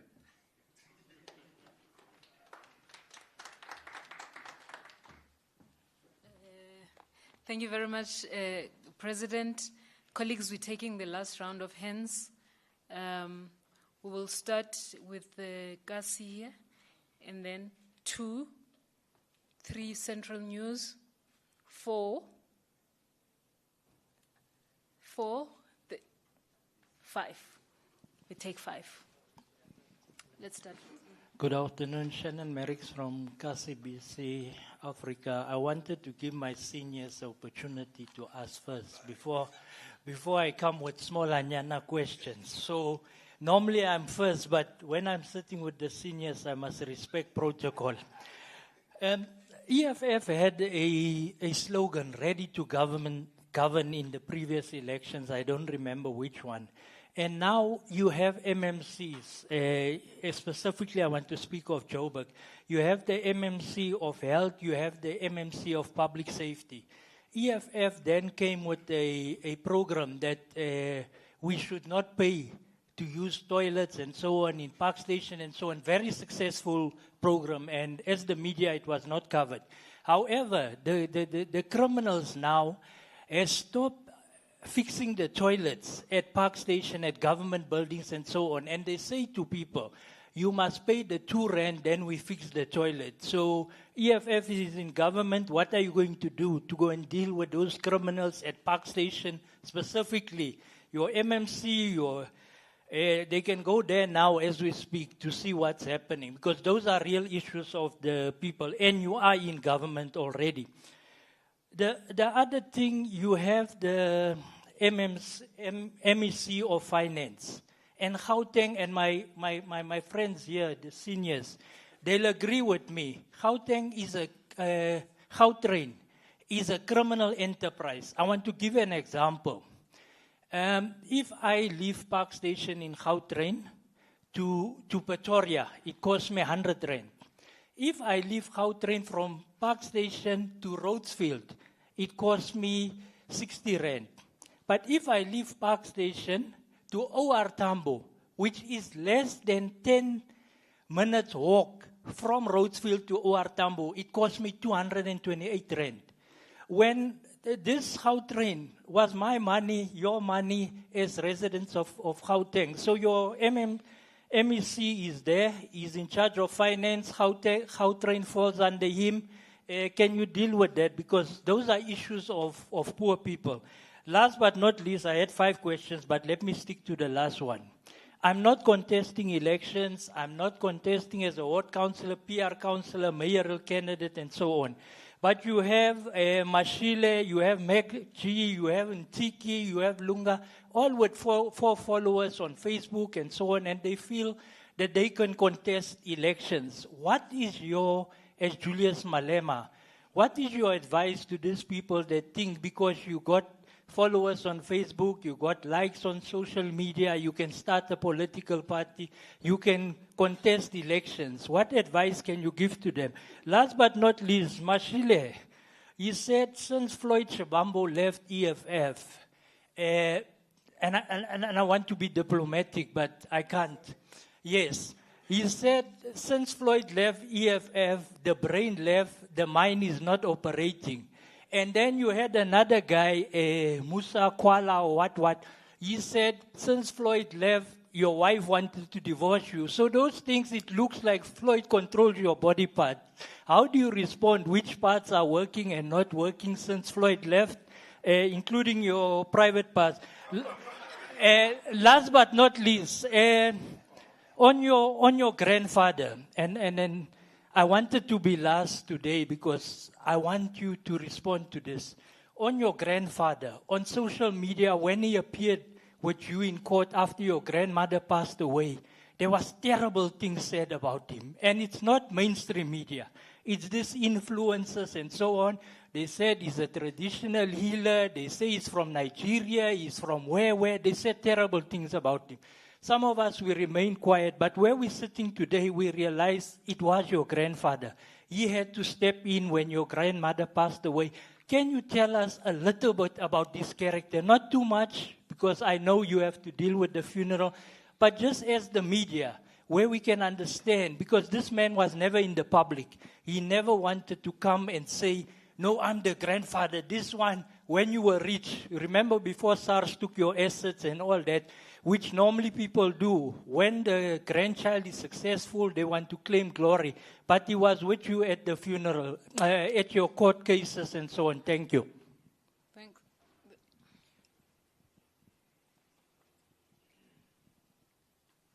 Greetings, CIC. God's comfort and strength to you and the family. Greetings to the leadership, colleagues. Ntabise Molejani from Central News. My question is with regards to the statement that was released on Tuesday by the EFF in Mpumalanga condemning the actions of the student disrupting exams during the whole asbestos roofing strike. The EFF had condemned the actions of the student. What does this incident say about how the EFF believes that student concerns should be raised in institutions of higher learning? And also on a lighter note, we are approaching final voter registration weekend. Message to young people who have not yet registered or people that have not yet updated their details. Thank you.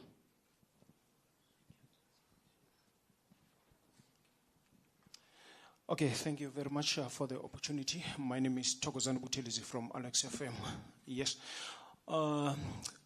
CIC, my first question is that of the land issue. You see, we can understand that the land issue becomes more and more controversial, and especially whenever it is being touched by the EFF. You see, so most of the people, they are sort of not aligning with the objective of the ANC.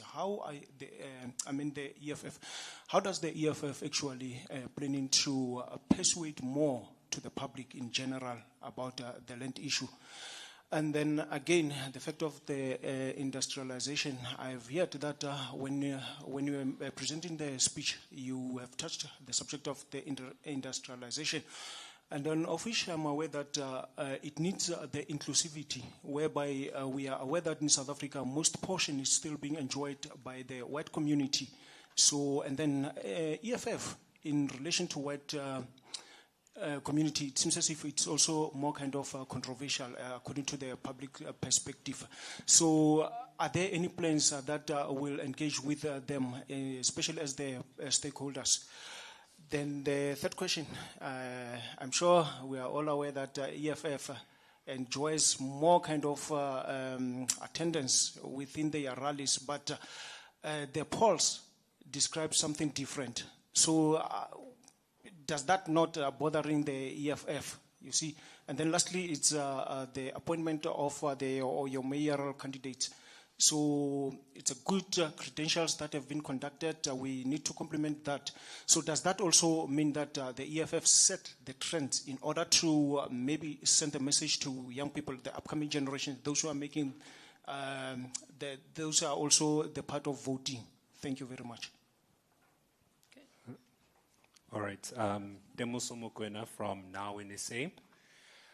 President, there is a very peculiar thing that happened at the Madlanga Commission, where Advocate Cheselson was caught trying to manipulate the WhatsApp conversation in order to put you, or to infer that you had asked for the tender for Bertolt Bright, which subsequently, I think a couple of days later, the commissioners decided that evidence will no longer be given in the absence of witnesses because of the inferences that it allows. I want to find out, because I think we were perhaps, and apart from IOL, we were perhaps the only media houses that posted that video clip, and the others, I don't know why they didn't post that video clip, but I think you've also spoken perhaps about what ENCA has done. What do you think is the media's role in perhaps aiding and abetting the environment and the perception that is around the EFF today? And then my final question would be, there seems to be now a growing trend of perhaps you could say washed up celebrities, musicians, DJs, who have now found a new audience when it comes to attacking the EFF. I can make examples of Dumiso Masha, the alleged former drug addict and woman beater, Nota Baloyi, alleged rapist, Oscar Mbo, who was always known for wearing fake Gucci or Louis Vuitton. But these are individuals that have been on the outskirts of society and even been talked about. What do you think is an incentive to perhaps, be against the EFF, even though it is against their own interests as black people in South Africa? Thank you very much, colleagues. Over to you, President.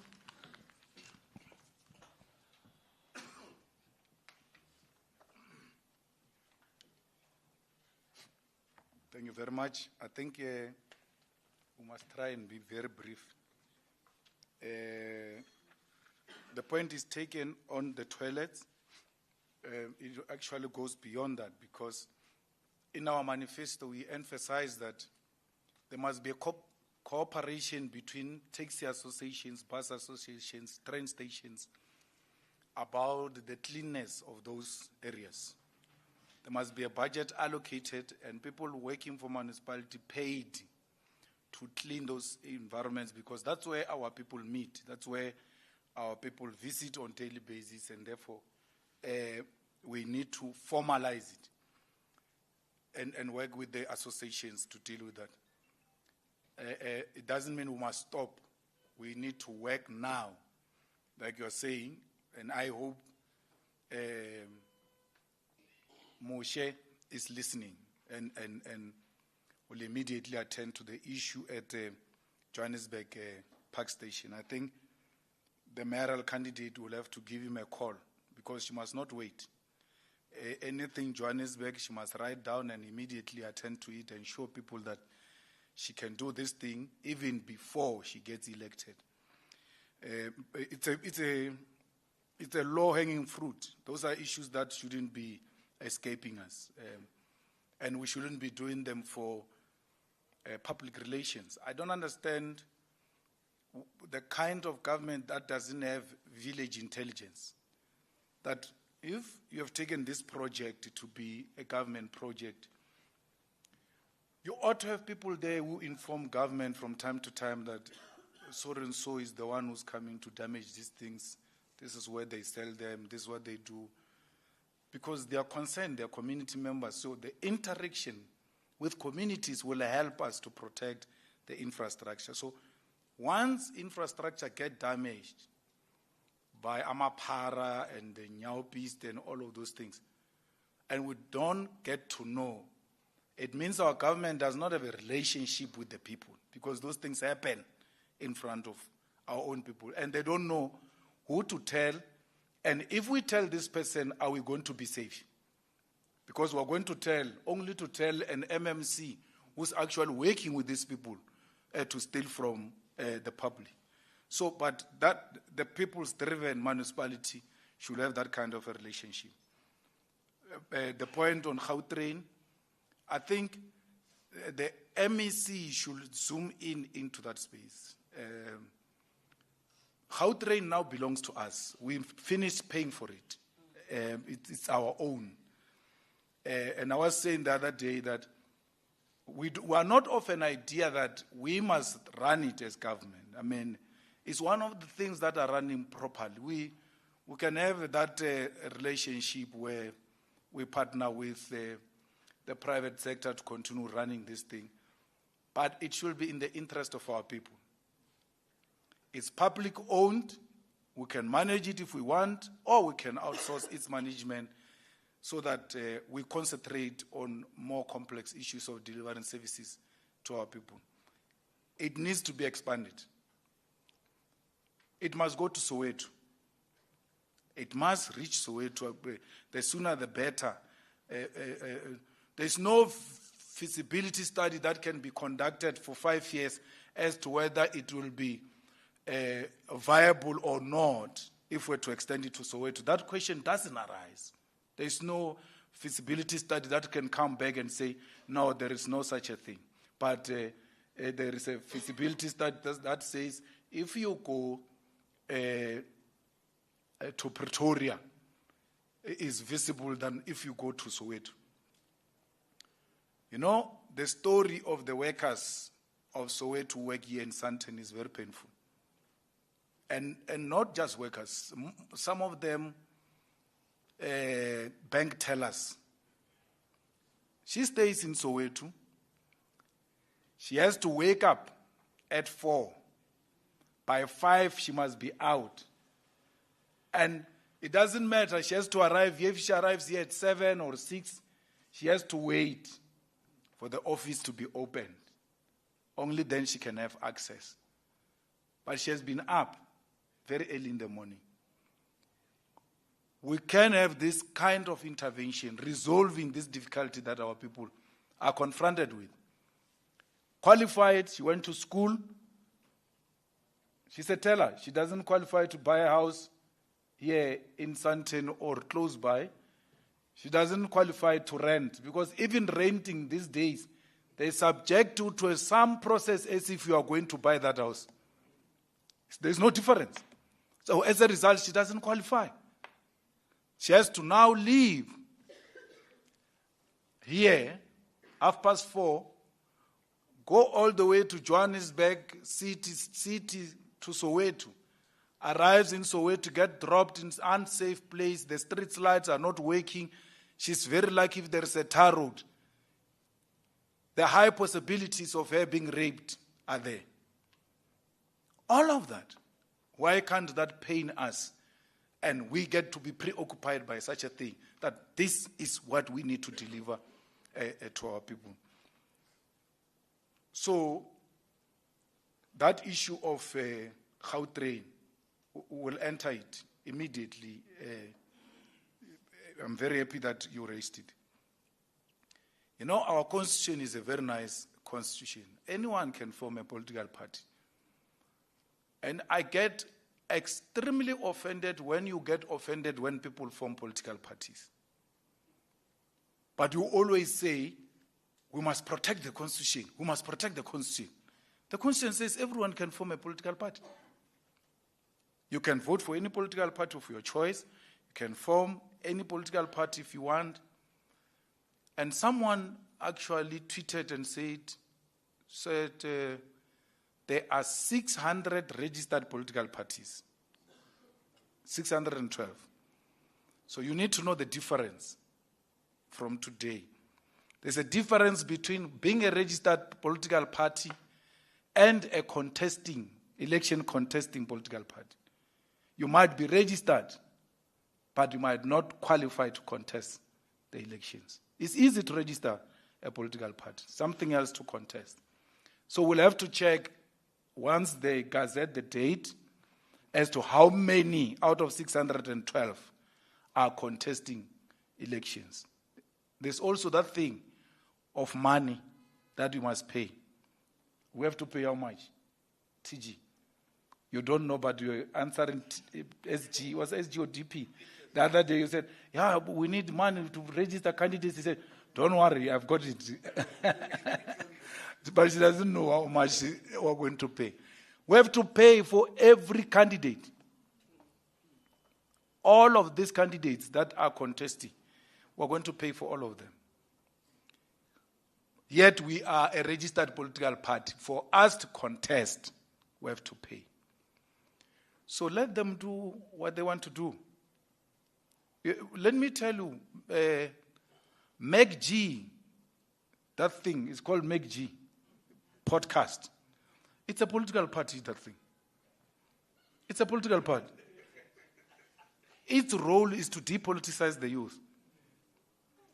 It's a political party formed to depoliticize the youth. That is his role. That's why he drinks alcohol during presentation, making alcohol fashionable and telling those who are calling themselves chillers that when you are chilling, you must drink. And then speak loosely about everything black and African. So cheaply. And then when we attend to him, he says, they want to cancel me. He thinks he's special. He thinks wearing flip-flops is something special. He wears flip-flops and insult and attack every black person, attack Mini Dlamini, attack all of these things. And what is that? Why would you even be shaken by something like that? Why would you follow? If you are a thinker, why would you follow something like that? At least Mbuiseni gave you something to listen to. If you want to learn something, he calls people there of stature who think, who talk sense. I was watching him yesterday with that former police commissioner, the white guy. 5 years. So why would you even be worried about MacG? MacG, if you remember, 2004, they registered some boy, I don't know if he was from Free State or something, JJ. They campaigned for JJ to be registered as an independent candidate. JJ did not even get anything to get him into Free State legislature. So why would you be worried about McG? What influence does he have? Let him go and campaign for JJ. So why would you think he's influential? People know the difference. We may like you as a pastor, but not in politics.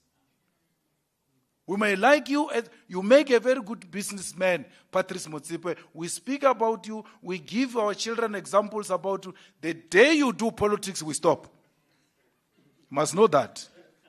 Yasuka, we are fighting. That's how it works. So, let them do what they think they are good at. There's this one of Rise Mzanzi. Lukona. Mguni. He was masquerading as a political analyst. Insulting us every day. He's tired. Now he's coming out. Like his principal, Songes. So what? We know what we're dealing with. These are political formations that are masquerading as a podcast, as media, as this, as that. They harbor very strong political opinions. And they get finance. How does Rise Mzanzi get given so much money in less than no time? And it gets funded by an NGO that got founded. You get formed today. In 3 months, you can fund people 3 million. Where did you get it? 10 million, 15 million. Mashaba. With all of your money, because we assume making money, maybe you are clever than us and you can think. Why would you give Mashaba 45 million? Let's take Mashaba's 45 million and put it here. And take the people that are elected to serve in parliament, in the legislature, in the legislature, yes. And calculate how much money they will pay back to Action SA in the next 5 years. They will never get that 45 million back in party levies. So, Nxumalo is another friend of mine who was mentioned at the commission. You must know now, if you are my friend, even if they mention you wrongly, I will never run away from you. I will never pretend I don't know you. I know him. He was overseas the past 3 days. Then he tells me they were in a function with some white millionaires who know South African politics better than him, and who know you guys by names. And then he says, it's so interesting that we don't know anything about their country, but they know everything about our country. I said, no, we know everything about their country. We are just not invested in their politics. So they put money in South Africa. That's why they want to know who's going to be the mayor of Joburg. Their properties are here. I ask him, I say, ask him, whoever who knows politics of South Africa, ask him if he stays in London, what business does he do in London? He doesn't do any business in London. All of their businesses are here. So they use the money here to finance their lifestyle overseas. That's why they're invested to know who's the next mayor. Is this mayor going to rent my office park and pay rent that is going to pay my rent in London and pay my lifestyle? None of us here can afford to give any of the political parties 45 million. No one can afford, except the Oppenheimers. They too, they are invested in the politics of South Africa because their business is here. And they don't trust that the EFF will look after us. You know, the EFF is the best organization to invest in. Because once you deliver to the poorest of the poor, the rich will no longer have to build walls. They will enjoy the beautiful views of their gardens because they will have no poor to fear. The poor will be receiving employment, will be receiving service delivery. Today they are building high walls because they know what they've done. They stole from the majority and they are scared the majority one day will rise against them. What do? They come around. Finance every podcast. There is a guy here called Penwell. How do you finance a person who refuses to pay maintenance? Maintenance. Ntwa itseba nkuno tsamaya na atsamaya. Mara ha patele maintenance.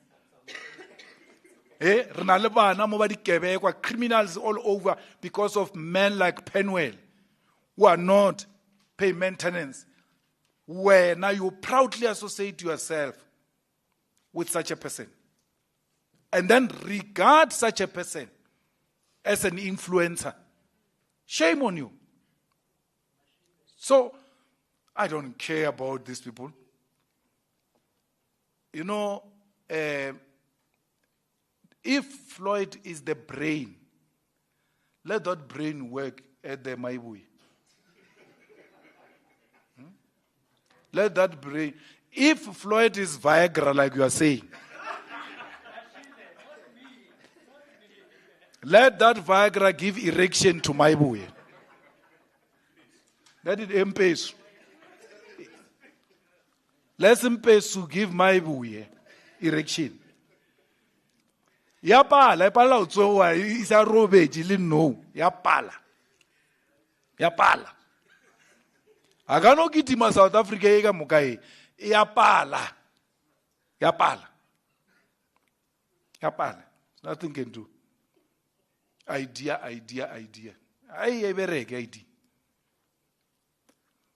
I told you in this organization, when we go to any conference, manifesto, the brains are brought together. And they're the ones who develop these ideas of this political party. I will never claim to have formed the EFF alone and for myself. Now, the brains that were there when this organization was formed, the brains that formed this organization are still there. When the brains have left, you don't listen to social media commentators.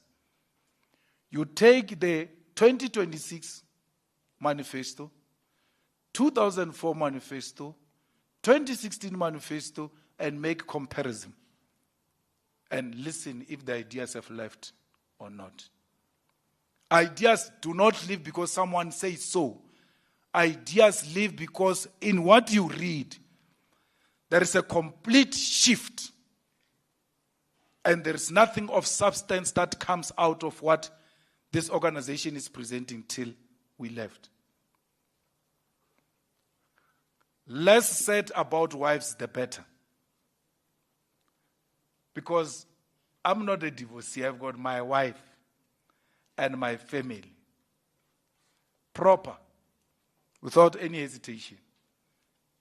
And even when I was young and flexible, it looks like I'm getting old now.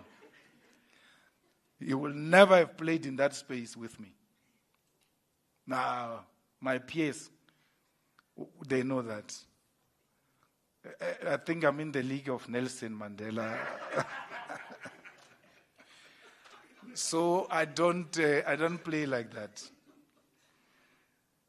So you know how I survive family-wise? I don't listen to absolute nonsense. I don't care whether you are a parent or you're not a parent, whether you are a traditional healer, whether you are a pastor or not. I don't care.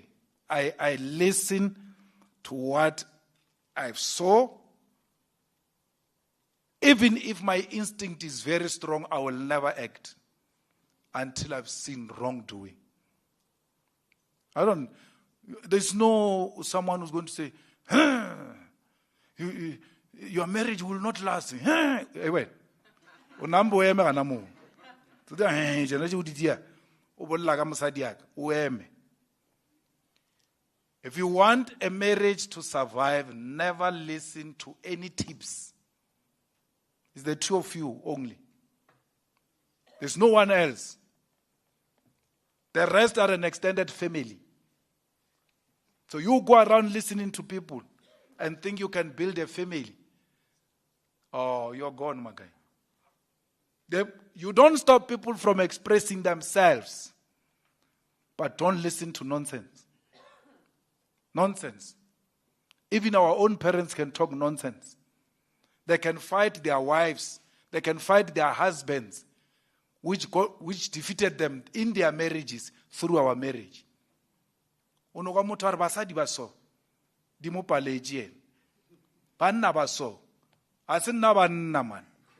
Ke nna Julius Malema ke banna ba fena. I must be treated as an individual, not generic. So why would someone with no such a track record, my marriage and the EFF SG, the difference is 1 year. So you celebrated 13. It means I'm going to celebrate 12 in December. Unbroken service. Eh? So, comrades, no one and none of you, not a single individual, can ever say, he has seen my grandmother in politics. No one. You always hear me talk about my grandmother. You have never seen her in politics. The only time you got to see her, at least close, is when I went to vote with her. My family has made it their business not to be too involved in my politics. Even when I was in the ANC. So, the same with my grandfather. You know, we went to court in Polokwane, accused of corruption. My grandmother wanted to go. And we said, no, you're not going anywhere. You sit here. And we were given one instruction. Before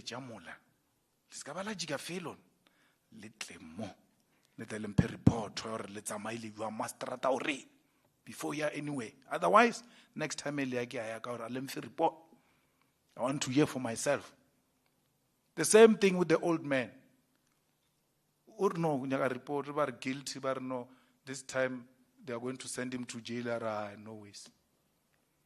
Or now there is a point where you reach where these issues need a parent. I have to stand up now. And then he went to court. So they don't get involved in that way. But don't think it's not EFF. Through and through, you must ask Vian. We were with him last week or so. And I said to him, do you know this guy? He says, yo, waka.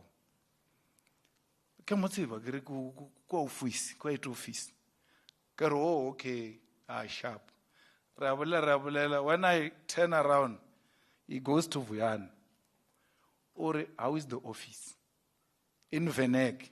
Vuyan tries to explain. So I ask him, do you know the office? Or he has EFF. Why it's or ke 5 story agir. Ke 5 story. Or ke floor 5. Are ke 5 story. What's the floor? Some leaders they may not know how many floors does the EFF office have. Or go Vuyan ke 5 story. Le thokomele office. Ke 5 story. Ka Johannesburg, ka rampampa ya Johannesburg. Ke tsebe. So they knew, they followed, refused active participation because they don't want to be accused that they're taking advantage and they're being preferred over others.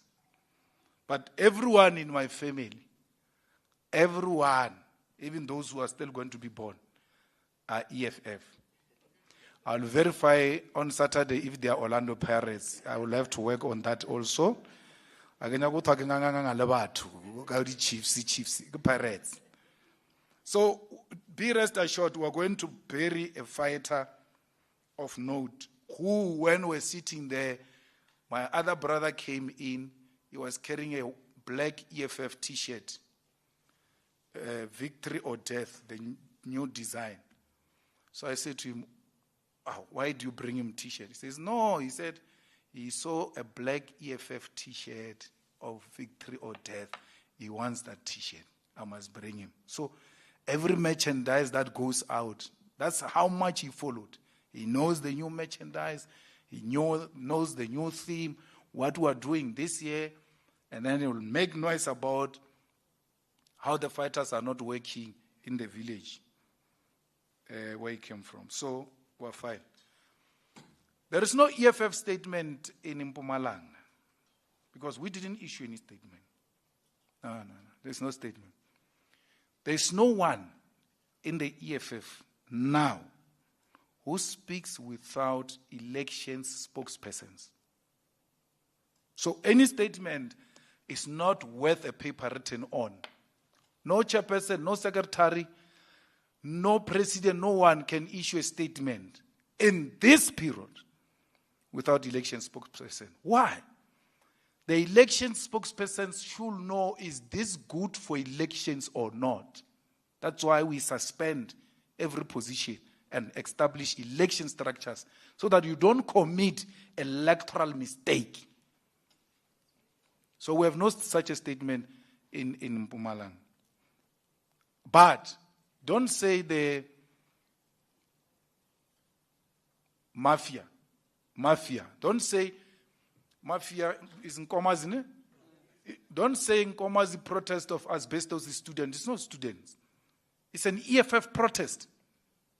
It was EFF initiated. It was an EFF protest, and we own it till now. It's ours. No one has got no authority to distance himself from the sub-regional activity of the EFF that was led by mafia in Nkomazi, in Mpumalanga. It's ours. It's not students. And we're going to continue until a proper structure is put there. That thing is a health hazard. There's no building in South Africa that should be having asbestos. Not a single house, not a single office or college or anything of that sort. That's a policy of the EFF. And Mafia was well within his right to lead that campaign. It is his sub-region. He leads the election campaign in that particular municipality. We have announced him today as a mayoral candidate. What does a mayoral candidate mean? It means a leader of election campaign of the EFF in that particular municipality. So there are no chains. There's nothing they can be moving around wearing them. We're still fighting for chains. So they have to lead a campaign to claim the chain. No one, not a single one in the EFF is entitled to this position of a mayor candidate or what candidate. Anyone who found himself offended by any nomination, that person doesn't belong to the EFF. They joined EFF for wrong reasons. You are crying over a mayoral candidate even before we put a person as a mayor. You cry. The day we are swearing in a mayor, you are going to commit suicide. Straight to the graveyard. Why would you cry? You joined for, you want to be MPL. You want to be MP. You want to be a councillor. You want to be MMC. You want to be a mayoral candidate. You want to be commissar. Everything is about you. For what? For what? We announced our mayoral candidate. You feel offended, you know the door you used to come in. Kitcha dinchi part. Let abuntiki mazwai lega tushana utapa na mo wela tswarichana tsi. Aye. You're not going to wake up. Feel so entitled. Feel so entitled. Wake up and say, today the chief is going to address, is going to announce me. No one told you that. And then what kind of politics is that? No. Even in the ANC, I've never seen anything like that. I've no sympathy, none whatsoever, for position mongers, for people who are entitled. They are going to kill us. If I announce Leanne as a mayoral candidate, and you cry because I announced Leanne, it's no longer a point of disagreement. It's hatred. You hate her. So what must I do with politics of hate? I don't want to see such people next to me. You hate a commissar, you hate a comrade, you hate a fighter. You're going to kill us. We survived people like that. People who wanted to force us into a coalition with DA and these Afrikaners. Freedom Front Plus. Once you go into alliance with Freedom Front Plus, you have gone into alliance with these guys, AfriForum. That thing is AfriForum controlled. DA is AfriForum controlled. John Steinhazen was removed by AfriForum because they said the farmers were not happy the way he's handling foot and mouth. So what are you saying? These are men and women who must be supported by everyone. They too were shocked by the announcement of the organization. Sam Matthias went to one of my friends, I go to Kolor Baring again. Bang announce Jemola. Wagush or the implication again. I must go and fight there. He said, no, it's not done. You can't refer this matter and come from the other side and go and prosecute the same matter that you said must be prosecuted. So I think we stopped him from throwing a javelin and catching it from the other side. And he has since taken an issue with the EFF. But we're not scared of him. There were people like him before who tried that nonsense. And that's why Kumalo saw him through. But what are you trying to say now? Because this is not here. What are you saying? So, he can try. He can even call me if he wants. I'm not scared of anything. I've never done anything wrong. I'm going to give him the same response I gave him in a letter. He says, this one says to this one about this. So what must I say now? What must I do? That an old man is speaking to an old man who come and ask me about the two men having a conversation. Go and ask them. Why are you asking me? I'm not part of the conversation. I'm not part of the conversation. You know, there is a thing that Khan gave us questions to ask a former intelligence, something. Inspector General, yeah.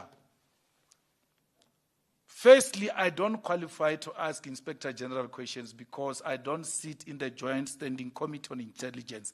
I've never been part of it. Only that committee can question Inspector General. And for you to sit in that committee, you must ask Leanne. She sits in that committee. They have to vet you. They found some high school messages in her phone. Hello, sweetheart. Vetting. Yeah, gorgeous. So, and then they do polygraphy. So for you to sit in that, I don't sit in that thing. So they say, we were being given questions to go and set up a Inspector General. If we were given those questions to set up Inspector General so that he lies and he lies, those were good questions. Why does he lie in? Why do you lie? There's no one who can set you up to lie. You must just tell the truth. Why do you tell untruth under oath as an Inspector General? And if Khan had given me those questions, I was not going to deny them. Who must give me the questions? I'm going to question a minister of police in the ad hoc committee. All manner of generals, policemen, public, everybody. Send me questions. Ask him this, ask him that. Why? It's my role. It's my job. I'm a public representative. If Khan gives me questions, it's well and good because the possibility that he voted for EFF is very high. Maybe the people who vote for me, they must give me questions. Who must give me questions? Helen Zille. Mantua must give me questions. My wife must, because 99.999% exists that she might vote for EFF. I don't know about this other 1.00. So if she can't give me questions, if my friend can't give me questions, if my comrades can't give me questions, the people who send me to parliament, who's going to give me questions? Mo must give me questions. Mazoti must give me questions. Anyone else of the public must give me questions. They are part of the public. By the way, including prisoners, rapists of note, murderers. Kat Matala can give me questions. I will ask them. It's my job. I'm not saying you have done this. I'm saying it is alleged. You know what is even worse? In the JSC, when we interview judges, we get all manner of questions from the public to ask judges questions. So, Jackalson thinks I must get questions from who? From him.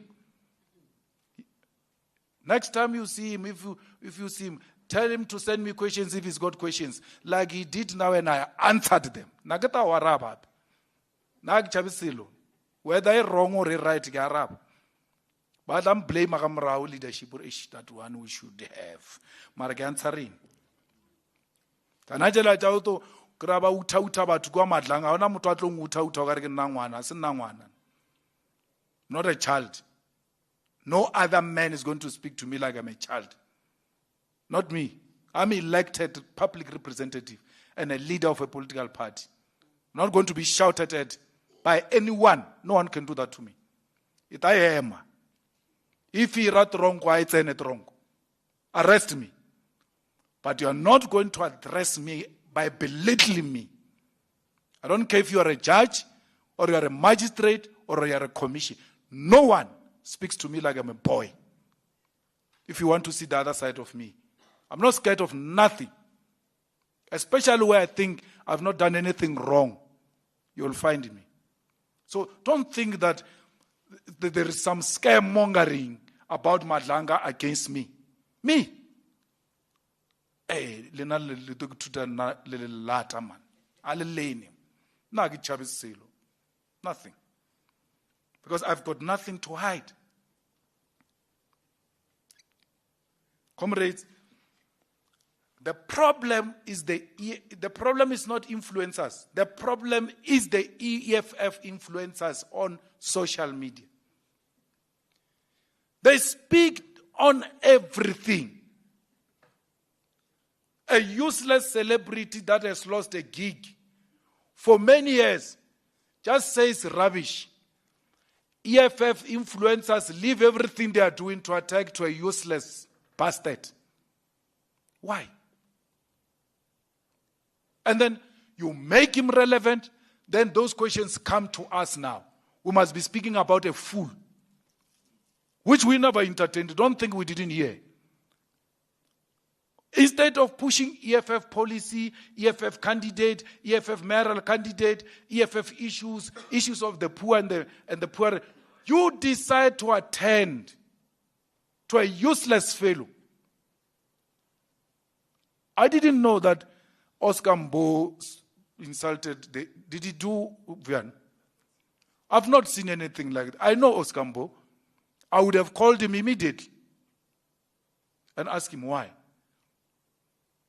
What is the problem? Why not calling us and understand what is the issue, if there is an issue, instead of attacking? But I don't remember him attacking the EFF. But all I'm saying is EFF influencers must stop entertaining everything. Something that can